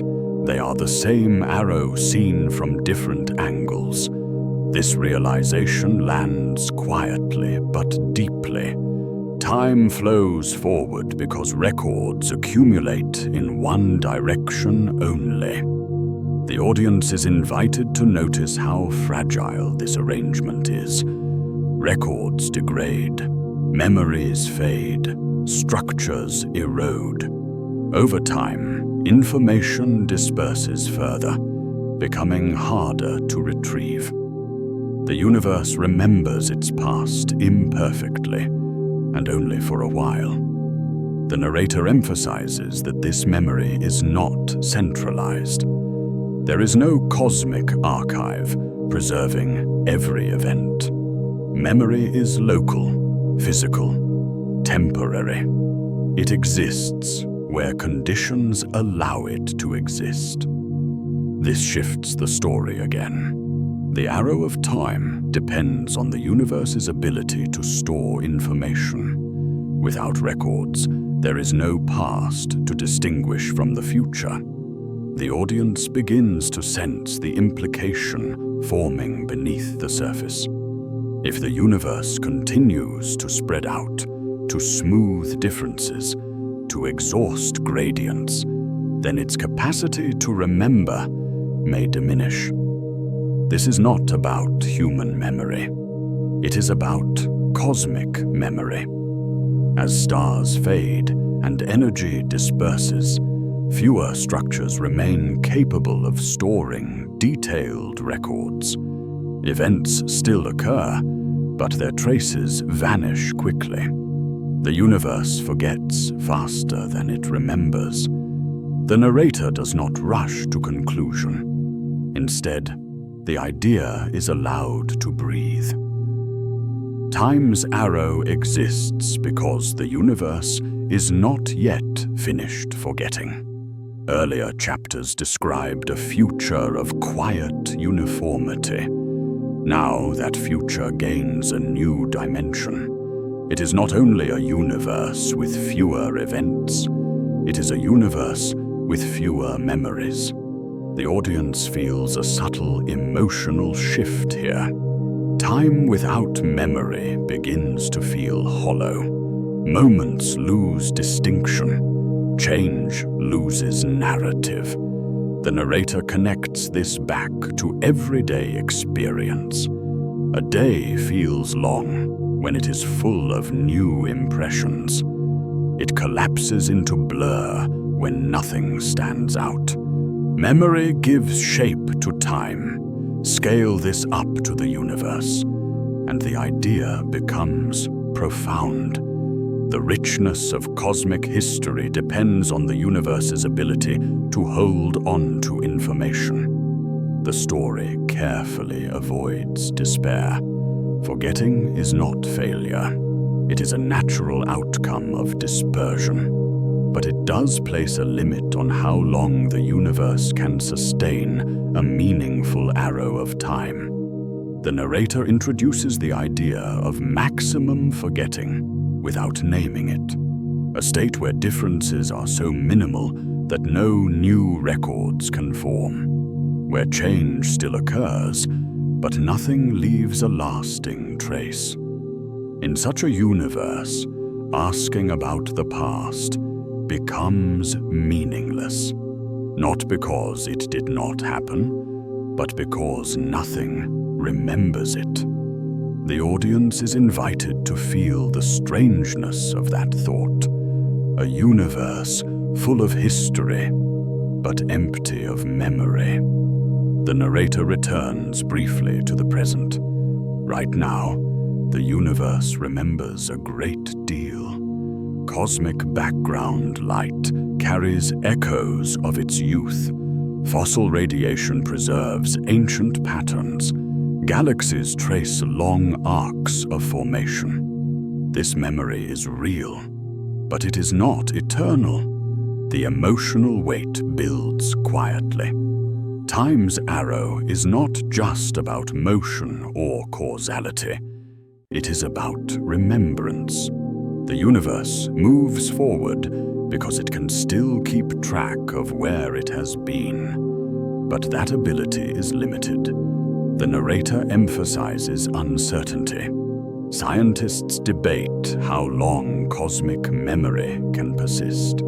They explore whether some records might survive indefinitely. They search for mechanisms that could preserve information longer than expected. No answer is final. The audience feels intellectually engaged, not overwhelmed. The mystery feels earned. The section approaches its close by returning to the central question, now sharpened. Can the universe remember its past? The answer so far appears to be yes, but only temporarily and imperfectly. Time's arrow exists because memory exists. Memory exists because the universe is still uneven enough to support it. The narrator lets this connection settle. The forward flow of time is not guaranteed forever. It depends on the universe's ability to keep records. As those records fade, time may continue locally, but its narrative power weakens. The section closes on a quiet threshold. If memory depends on information, and information disperses, then the universe's past may eventually become unreachable. Not hidden, but forgotten. And with that realization gently in place, the story prepares to move deeper, asking whether any traces of the universe's earliest moments can survive such forgetting, or whether even the deepest memories are destined to fade. Forgetting feels natural to human life. A name slips away, a childhood room blurs, a voice once familiar becomes hard to place. Even the strongest memories soften with time, as if the mind has a gentle tide that smooths sharp edges. It is tempting to assume the universe forgets the same way, that the past simply falls behind us and dissolves into nothing. But the universe has never promised that kind of mercy. The narrator guides the listener toward a question that sounds philosophical at first, yet keeps showing up inside physics with seriousness. When an event is over, is it truly gone? Or is it only hidden in a form we cannot read? In other words, does reality ever erase information? Or does it only shuffle it into patterns too tangled to untie? To approach that question, the story turns to a place where memory is tested at its hardest edge. Not a library, not an archive, but a black hole. The popular image is of a cosmic mouth, swallowing everything and leaving nothing behind. Yet in the calm language of science, a black hole is something even stranger, a region where the usual ways of recording a history seem to fail. Imagine dropping a book into darkness, so deep that no light returns. The book carries information, the arrangement of ink, the fibers of paper, the exact pattern of wear on its cover. If it disappears beyond a horizon, what becomes of that information? If the universe can truly forget, this would be the perfect place to do it. The black hole would be a shredder that leaves no scraps. For a time, many minds were willing to accept that possibility. Not casually, not with confidence, but with a kind of reluctant honesty. A black hole, they argued, might erase the details of what fell in, leaving behind only a few broad facts: mass, spin, charge. Everything else would be gone, and the universe would have proven that the past can be destroyed. And then the quiet argument began. The narrator does not present this debate as a shouting match, but as a slow tension across decades, as if two interpretations of reality were pulling on the same thread from opposite ends. On one side was the unsettling idea that information can be lost, and with it, the strict predictability that physics usually guards. On the other side was a refusal to accept true erasure, a belief that the universe may scramble memory, but it never burns the pages. The audience is guided gently into why this matters. If information can vanish, then the future is not fully determined by the past, even in principle. Two different histories could lead to the same present without any possible way to tell which history occurred. The universe would be allowed to cheat, and not even the best laws could catch it. Yet evidence and reasoning kept pushing back. The more closely physicists looked, the more it seemed that true forgetting might break too much. It would make the universe inconsistent in subtle ways, like a story that changes its own earlier chapters and expects no one to notice. So a different picture began to form, one that feels both comforting and eerie. In this view, information is not destroyed. It is transformed. When something falls into a black hole, the details are not erased, but stretched, mixed, and hidden. The black hole becomes less like a shredder and more like a lockbox with a key that is practically impossible to build. The past is still there, but its letters have been scrambled into an unreadable code.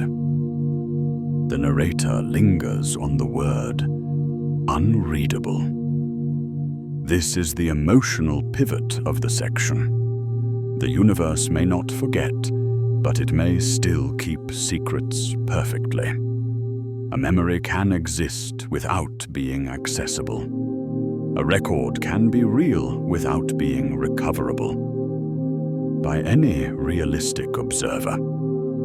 Even the black hole itself is not eternal. Over unimaginable spans, it can lose energy and fade away, leaking its mass back into the universe as a thin, cold drizzle of radiation. The old fear was that this drizzle would carry no trace of what fell in, like ash scattered in the wind. But the modern leaning is subtler.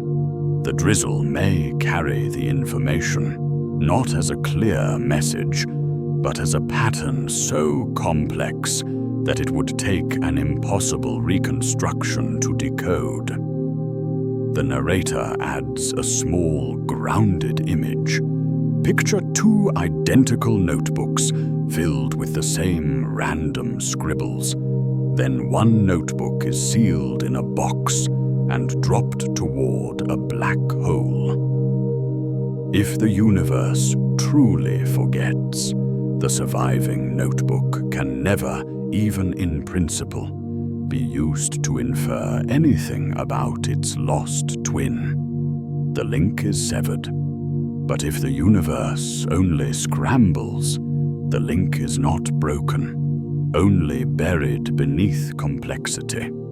In principle, whatever leaks back out, those faint, cold particles and photons would carry a trace of the notebook's details, not as a readable page, but as a fingerprint spread across countless emissions. Recovering it would be like rebuilding a storm from a single gust of wind.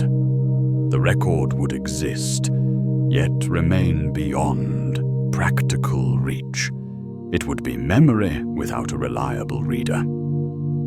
The universe, in other words, might keep the past the way the ocean keeps a shipwreck's story, present in ripples, currents, and chemistry, yet not in a neat, readable diary. From here, the narrator widens the lens. Black holes are not just exotic objects. They are extreme tests of a bigger question. If information survives even there, what about everywhere else? Perhaps the universe's apparent forgetting is not erasure, but dispersion. The past does not disappear, it spreads. A broken cup does not unbreak, but the information about how it shattered is not annihilated. It is carried into vibrations of air, microscopic heating of the floor, tiny movements in surrounding molecules. The details are smeared across 1,000 places. No human could gather them again, but the universe still holds them as part of its total state. This is where memory becomes cosmic rather than personal.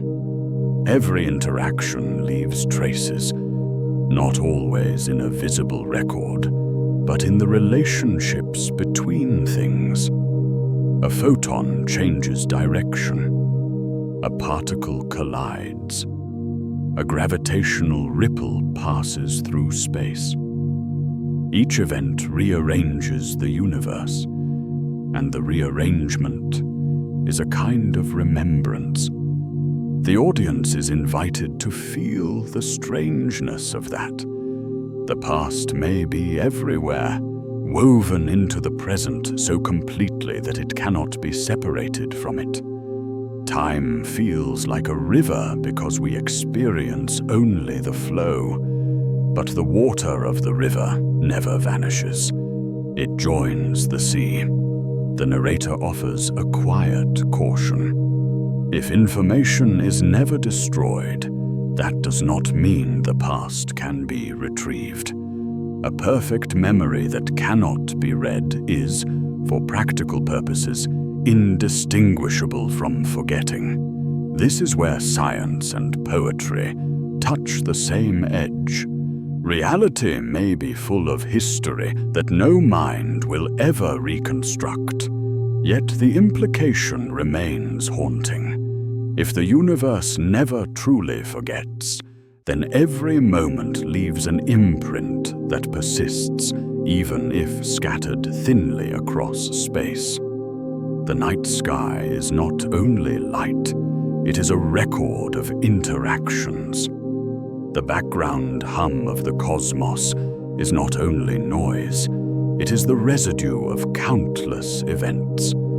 The audience is guided gently toward a deeper, almost intimate thought. When you look at a distant galaxy, you are not only seeing it, you are being touched by a message that has survived a long journey. When you feel warmth from a fire, you are receiving a history of chemical changes turned into radiation. The present is always carrying the past forward, not by choice, but by structure. The section closes by returning to the original question, now sharpened. Does the universe ever truly forget? The honest answer remains cautious. No one has opened the final lock. No experiment has read the entire cosmic archive. But the strongest thread running through modern thinking suggests this. The universe may keep everything, not as a tidy collection, but as an unbroken continuity. That possibility has a strange comfort and a quiet menace. Comfort because it suggests reality is consistent, that nothing is erased without consequence. Menace because it implies that the past might be permanent, even when no one can reach it.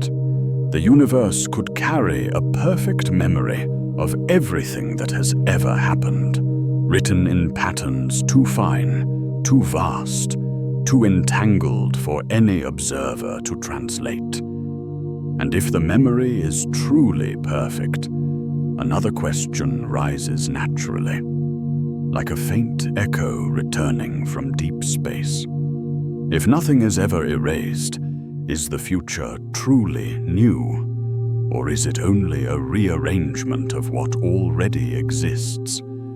Could a universe that never forgets someday repeat a pattern, not by intention, but by the slow mathematics of possibility? The next chapter follows that unsettling hint, searching for signs that the cosmos might not only remember, but circle back. The thought lingers in the back of our minds, haunting us, like a half-formed dream that refuses to be fully remembered. It isn't a fantasy, nor a flight of imagination, but a question that seems to rise unbidden in cultures across time and space. Could the universe, if it persists long enough, eventually repeat itself? If time stretches infinitely, could it circle back upon itself like a loop, perfect and undisturbed by the passage of countless ages? A simple idea, yet it is both unsettling and alluring in equal measure.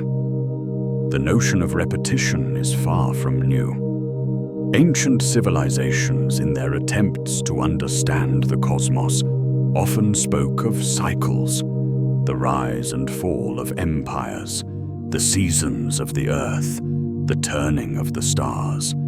These were not just abstract ideas. They were built into the very fabric of life.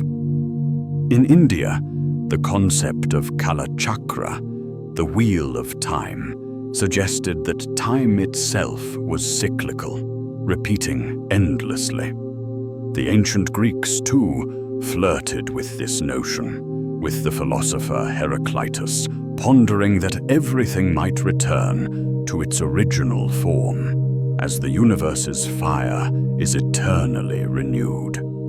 Yet, despite these echoes of antiquity, it is only in modern times that science, with its cold precision, has begun to give form to such ideas. Mathematics, in its elegant abstraction, suggests that if the universe has finite states and time stretches without end, the idea of repetition is not impossible. Given infinite time, the configuration of all particles, of everything, might, just might, repeat. It's not certain, but it's plausible. A mathematical possibility that chills the bones with its quiet implications. Imagine this: a universe so vast, so complex, and yet within its boundless expanse, every arrangement, every configuration of matter may eventually recur. Not just the stars or galaxies, but every moment. The rise of civilizations, the fall of kings, the paths we walk, the choices we make. Perhaps even now, somewhere in the distant reaches of this eternal universe, a version of you is living the same life again, without remembering the one before. And then, another and another, like echoes in a vast cavern, each one slightly different, but eerily the same. But here, the science begins to falter. The universe is not simply a mechanical clock ticking away, bound to repeat. No, there are forces, vast and unyielding, that stretch the fabric of reality.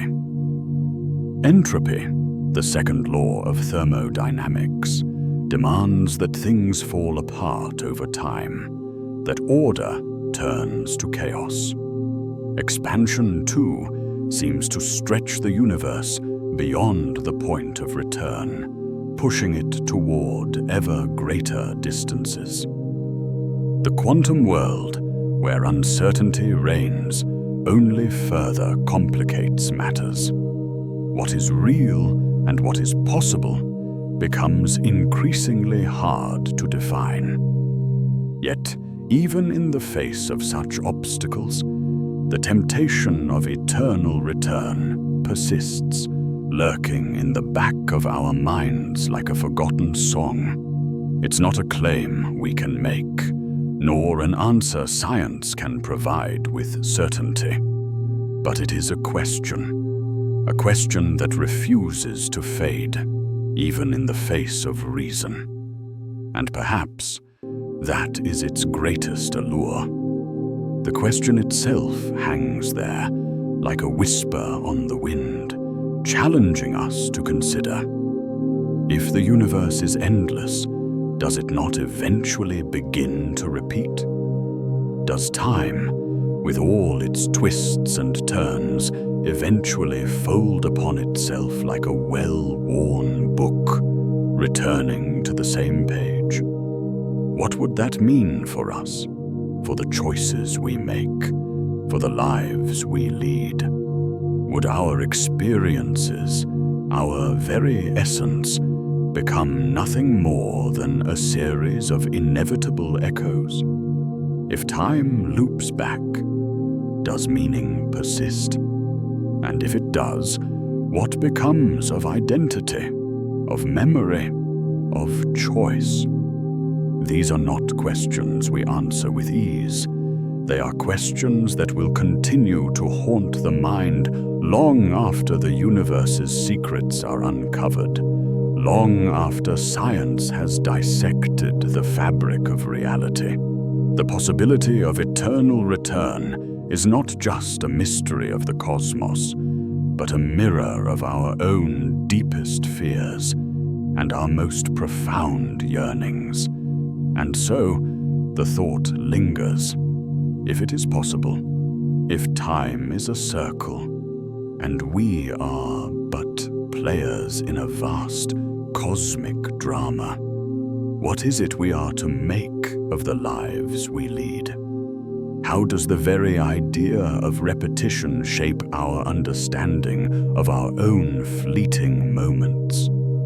And perhaps most unsettling of all, if the universe must eventually repeat itself, do we ever truly escape the past?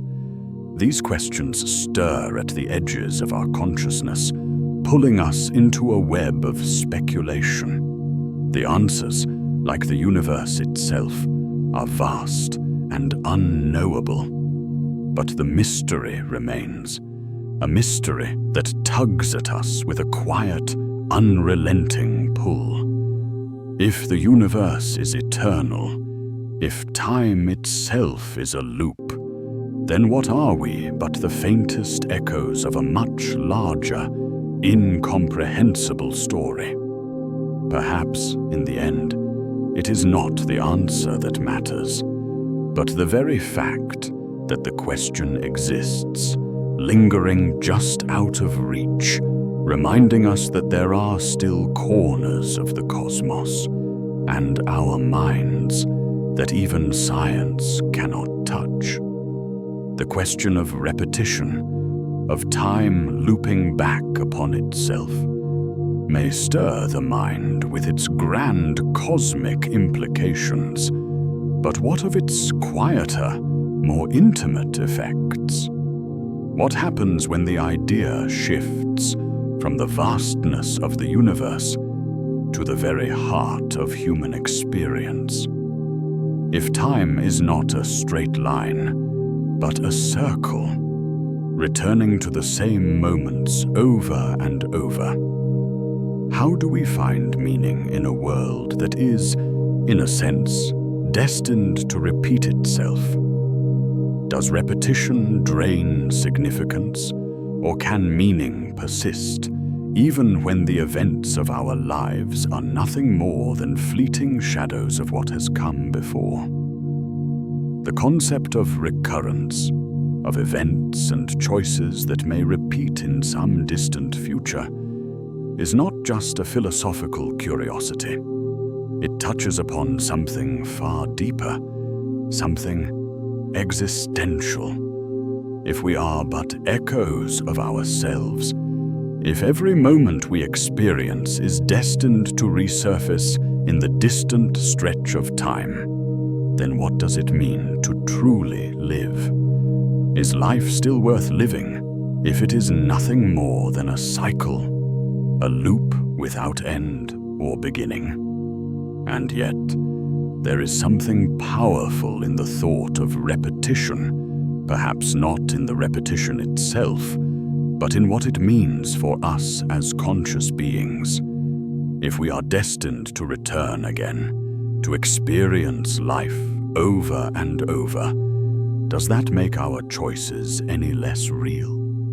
Does the meaning we find in love, in ambition, in suffering, lose its weight when we realize that these moments might be repeated in a future we cannot see? The idea of recurrence does not necessarily strip the world of meaning. It asks us to reconsider what meaning truly is. Meaning is not bound by the novelty of each experience, but by the richness of the experience itself. Each moment, no matter how seemingly familiar, can hold layers of significance that are unique to the observer in that moment. It is not the cosmic novelty of time that makes our lives meaningful, but the local, personal resonance of each choice we make, each path we walk. Even if our experiences were to repeat, they would not be identical. The feelings we carry, the growth we experience, the awareness we develop, these are the aspects of life that cannot be replicated.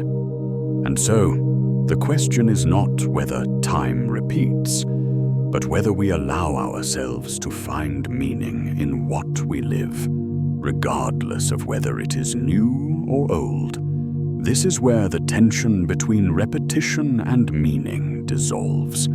If time loops, if the universe itself is caught in an eternal return, it is not the mere repetition of events that matters, but the meaning we weave into each experience. A life lived in the shadow of repetition is still a life rich with choice, with emotion, with the potential for transformation. Even in a world that may one day loop back upon itself, every moment can be new because it is experienced through the eyes of a person who has lived 1,000 lives before, and yet in each one has learned something new. The philosopher Friedrich Nietzsche once proposed the idea of eternal recurrence as a test of one's capacity to live life fully. To imagine living the same life over and over for eternity, he said, is to confront the deepest truths of what it means to exist. Would you be able to embrace your life in all its repetition, to love the life you have lived and would live again? Or would the idea of repetition fill you with despair, a sense of futility? For most, the fear of endless repetition is rooted in a desire for novelty, new experiences, new sensations. The idea that life might repeat itself removes that promise of novelty, and with it, the sense of adventure and discovery. But this view ignores the richness that repetition can bring. It is not the absence of novelty that diminishes meaning, but the absence of consciousness, of awareness. If we were to forget, if our memories were erased with each cycle, the experience of repetition would be a hollow echo. But if we were aware, truly aware of the recurrence, we might come to see it as a gift, a chance to rediscover the meaning in each repeated moment, to see it through new eyes, to find depth in what we thought we had already known. The trick is in the perception of the moment. In every fleeting second, there is something new, something small and imperceptible, but real. In a life of repetition, the potential for growth remains, and with that growth comes the capacity to find meaning, not despite the repetition, but because of it. Meaning, then, is not tied to the uniqueness of each experience, but to the personal journey through it. What if the ultimate meaning of life does not lie in escaping repetition, but in embracing it? What if, instead of fearing the cycles of time, we accepted them, not as a prison, but as a playground? The meaning of a life, then, could be less about breaking free from cycles and more about finding the depth within them. In this view, time would not be an enemy to be defeated, but a canvas upon which we could paint again and again in endless variations. Of course, this is not to say that everything is predestined, that our choices do not matter. Even if time loops, even if our experiences are to repeat themselves, there is still agency in how we move through those moments. The act of choosing, of deciding how to live within the loop, becomes even more meaningful when we realize that we are not mere passengers, but participants in the grand unfolding of time. The choices we make, even in a repeated universe, shape our journey. It is not the repetition that dulls meaning. It is the lack of awareness of the richness of each moment. And so, we return to the central question. If everything happens again, does that make anything less real? Does it diminish the pleasure we find, the pain we endure, the love we share? Perhaps not. Perhaps the truth lies in the understanding that repetition, far from draining life of significance, imbues it with a deeper resonance, a sense of continuity and connection that transcends the linearity of time. As we sit with this question, the fear of repetition starts to fade, replaced by a quiet sense of acceptance. Life, even in its cyclical form, remains vibrant, alive with meaning. The universe may repeat, but we do not simply repeat with it. With each cycle, we grow, we learn, we become more aware of the value in every moment, every choice. And that, in the end, is where true meaning lies. Not in the novelty of time, but in the depths of experience we are able to reach again and again, with open eyes and hearts. The universe we can see, the universe we measure and map, is not the entire story. It is only a sliver, an infinitesimally small fragment, held together by the reach of light and the limits of time. We have come to think of the observable universe as our domain, as a reflection of the cosmos itself. Yet this view is deeply incomplete, not because our technology fails, but because the universe is older than the distance light can travel, and expansion is stretching space faster than even the most advanced instruments can follow. Imagine, for a moment, standing on a shoreline, watching the ocean stretch endlessly into the horizon. Now picture this. The shoreline begins to recede, not at the pace of the waves, but at a speed faster than you can swim.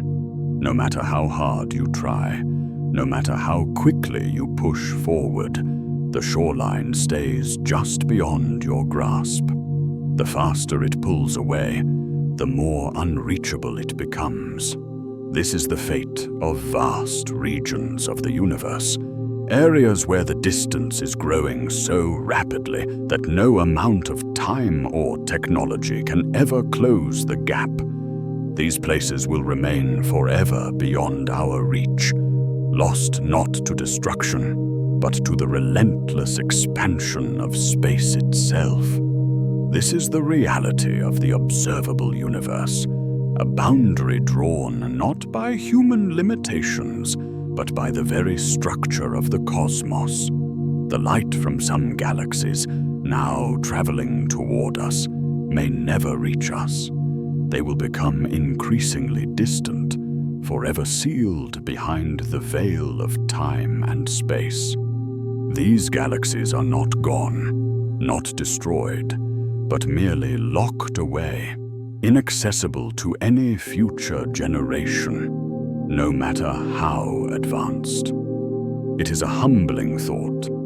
Entire swaths of the universe, hidden not because they are beyond our capability to observe, but because they are moving away too fast for us to ever see them. And yet, in this truth, there is a subtle beauty. If parts of the universe are permanently out of our grasp, it means that reality itself is larger than we can ever truly know. There are truths out there, hidden in the unreachable reaches of space, that we will never observe. Science becomes an art of partial access, a means of piecing together the fragments of what can be known, even as the full picture remains just beyond our grasp. It is not a failure of discovery, but a reminder that the universe, vast and ancient, may hold mysteries that will never be fully revealed. Time itself does not simply pass. It hides. It retreats from us, not in the manner of a fleeing enemy, but like the tide pulling back into the deep ocean. The universe may be far larger, older, and stranger than we can even imagine. And yet we are bound by the narrowness of our view. We are like explorers, standing at the edge of an infinite horizon, peering into the unknown, never fully able to cross that final boundary. And perhaps this is the most profound truth of all. The universe is not hiding from us. It is simply moving too fast for us to catch up. In this space, where observation reaches its limit, science takes on a different role. Astronomy, in particular, becomes less about direct sight and more about the art of inference. What we know of deep time, deep space, and the fundamental forces that govern them is not seen directly. It is reconstructed from faint traces, distortions in light, the echoes of gravity, the subtle effects of unseen forces that ripple through space. Science, in this way, becomes less an act of direct observation and more a craft of understanding the shadows of what cannot be fully seen. Consider the mysteries that have captivated us for centuries. Dark matter, a substance that we cannot touch, see, or directly detect, yet which holds entire galaxies together. Dark energy, an enigmatic force that drives the accelerated expansion of the universe, yet leaves no trace of its true nature. Black holes, regions of space where time itself warps and light cannot escape, hiding their secrets behind an event horizon that we can never cross.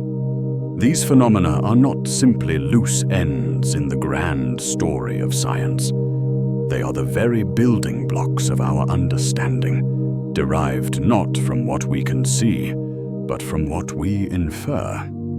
The emotional weight of this reality is quiet, but powerful. There is a deep beauty in the unknown, in the way science embraces uncertainty. It is not a failure of intellect, but a recognition of the limits of our perception. The universe may be vast and unknowable in many ways, but science does not treat uncertainty as weakness. It treats it as an opportunity for growth. When we reach the edge of what we can observe, we do not simply surrender. We build models, we create theories, and we refine our understanding of the cosmos. This is the essence of scientific progress. The acknowledgement that our current models may not be complete, that our understanding may be partial, but that it is still the best approximation of the truth we have. Science does not claim to know everything. It simply offers the best explanation for the pieces of the puzzle we have at hand.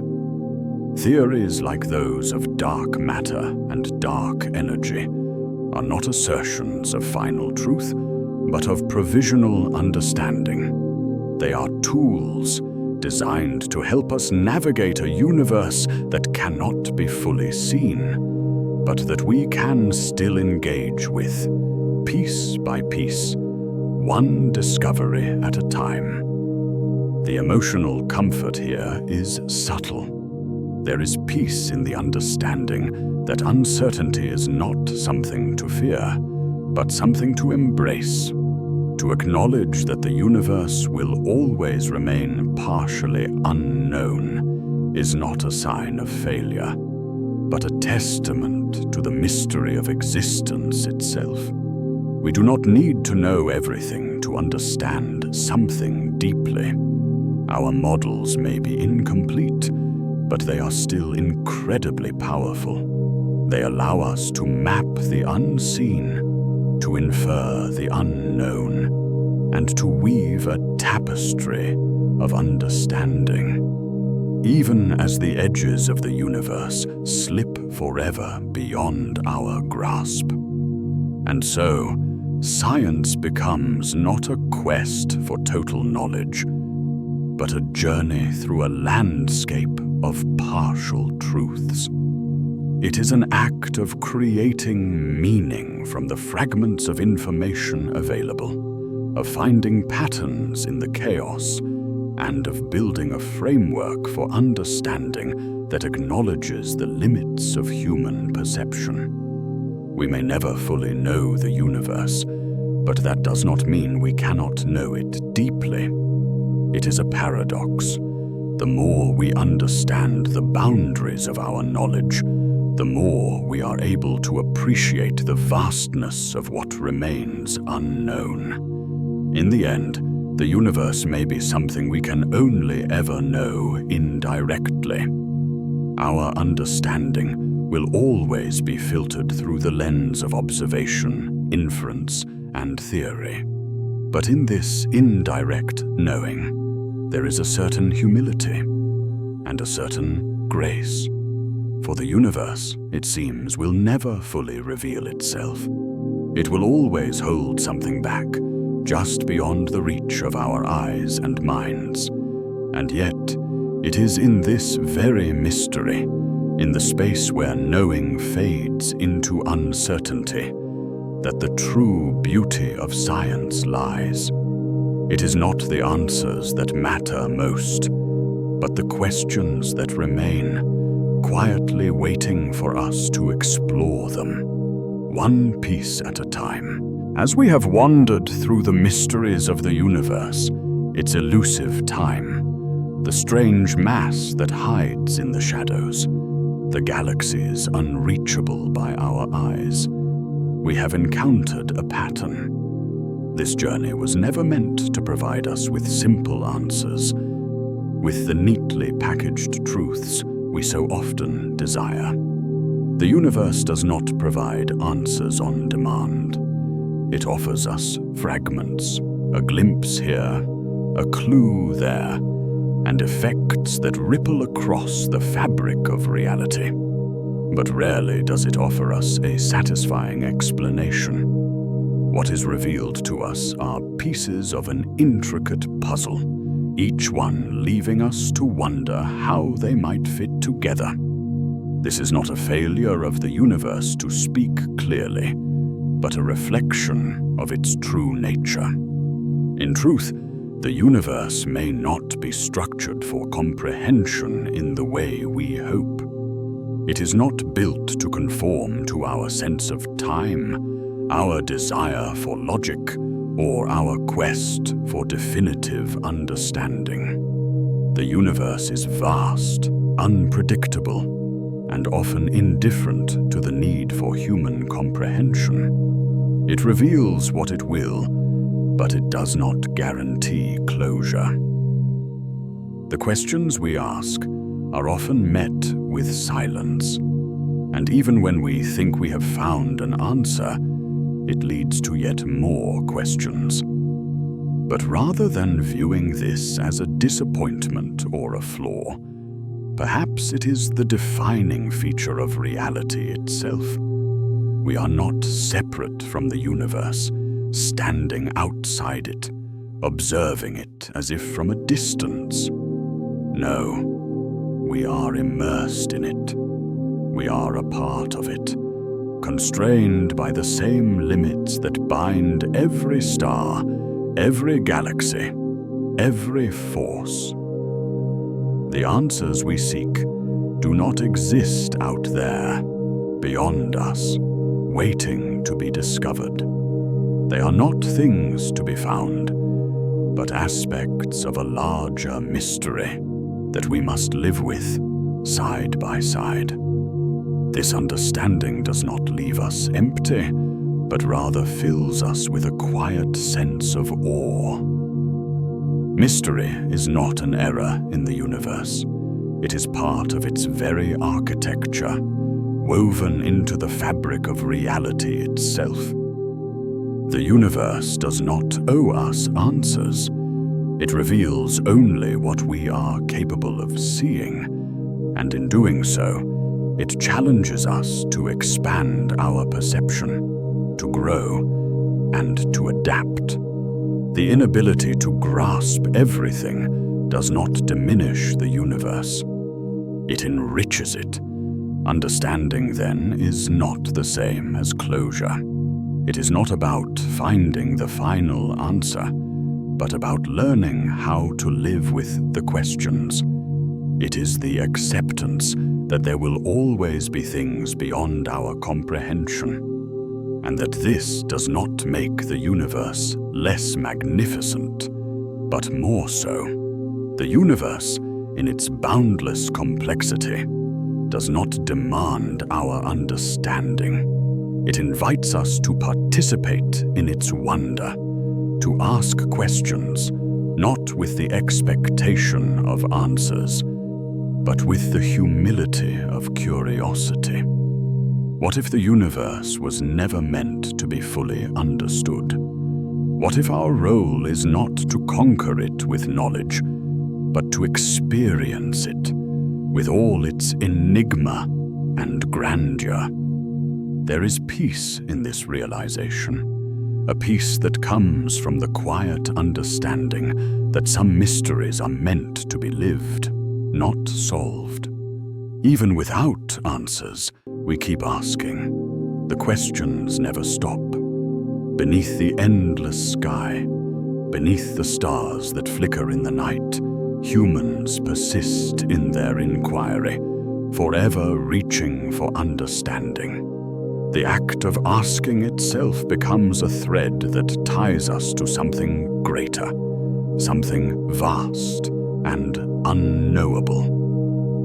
No revelation arrives, no final answer appears. Yet we keep looking, keep wondering. It is a quiet, eternal return to the search, one that does not expect closure, but embraces the journey itself. Why do we continue asking when the universe does not respond with clarity? Why do we seek meaning in a cosmos that offers us only scale, beauty, and silence? It is because curiosity is not merely about finding answers. It is about connection. The act of questioning is not a simple drive to finish what is left unfinished, but an attempt to reach out to the universe itself, to engage with it, even when it does not speak back in the way we want. The questions are not just puzzles to be solved. They are invitations, invitations to explore, to wonder, to feel the depth of what lies beyond us. We ask not because we expect a definitive answer, but because in the asking, we are reminded of the vastness, the mystery, and the awe-inspiring beauty of the universe. The unknown is not something to fear. It is something to be embraced, for it connects us to the fundamental nature of existence. In a universe that remains unfathomable, we find our place in its vast expanse. The questions we ask are not gaps in knowledge. They are the spaces where meaning grows, where curiosity blooms. And perhaps this is where the deepest beauty of the universe lies. Not in the answers we might find, but in the eternal act of asking. The universe does not owe us explanations, and yet we continue, driven not by the need for certainty, but by the need to connect to something greater. The scale of the cosmos, its silence, its immensity, these are not obstacles to our understanding, but the very fuel for our wonder. It is in the very absence of closure that we discover the richness of the mystery itself. In the end, we learn that meaning does not require full explanation. Wonder does not require certainty. To live without complete answers is not to live in a world devoid of significance, but in one where the significance is all the more profound because it cannot be fully understood. The universe may never answer our questions, but it gives us the space to ask them. And in that space, we find connection, we find resonance, as we return to the quiet contemplation of the night sky. We realize that the questions we ask are not just about the universe. They are about us. They are the thread that connects us to the cosmos, to the mystery, and to each other. We may never fully understand the universe, but the act of seeking, of wondering, of questioning is enough. The universe, vast and mysterious, does not owe us answers. And still, we will keep asking, because in the asking, we find meaning. In the asking, we stay connected to the infinite wonder of existence. The questions themselves, with no promise of resolution, become a part of us. And perhaps that is where the true answer lies, not in what we know, but in the endless act of seeking. The universe remains strange, time remains unresolved, but we continue, as we always have, reaching for the stars, asking, wondering, listening to the silence. If your eyes are feeling heavy now, that's perfectly okay. Let your shoulders soften. Let your breathing find its own slow rhythm. Allow the thoughts sparked by curiosity to drift gently like paw prints fading in fresh snow. If you've enjoyed this calm exploration, you're always welcome to like or subscribe or share a quiet thought below. And if you're still awake and curious, there's another gentle journey waiting on your screen, ready whenever you are. But for now, there's nothing left to do. The night can hold the rest. Let the images fade. Let the sound soften. And let yourself rest, knowing you can return to wonder another time. Sleep well, and good night.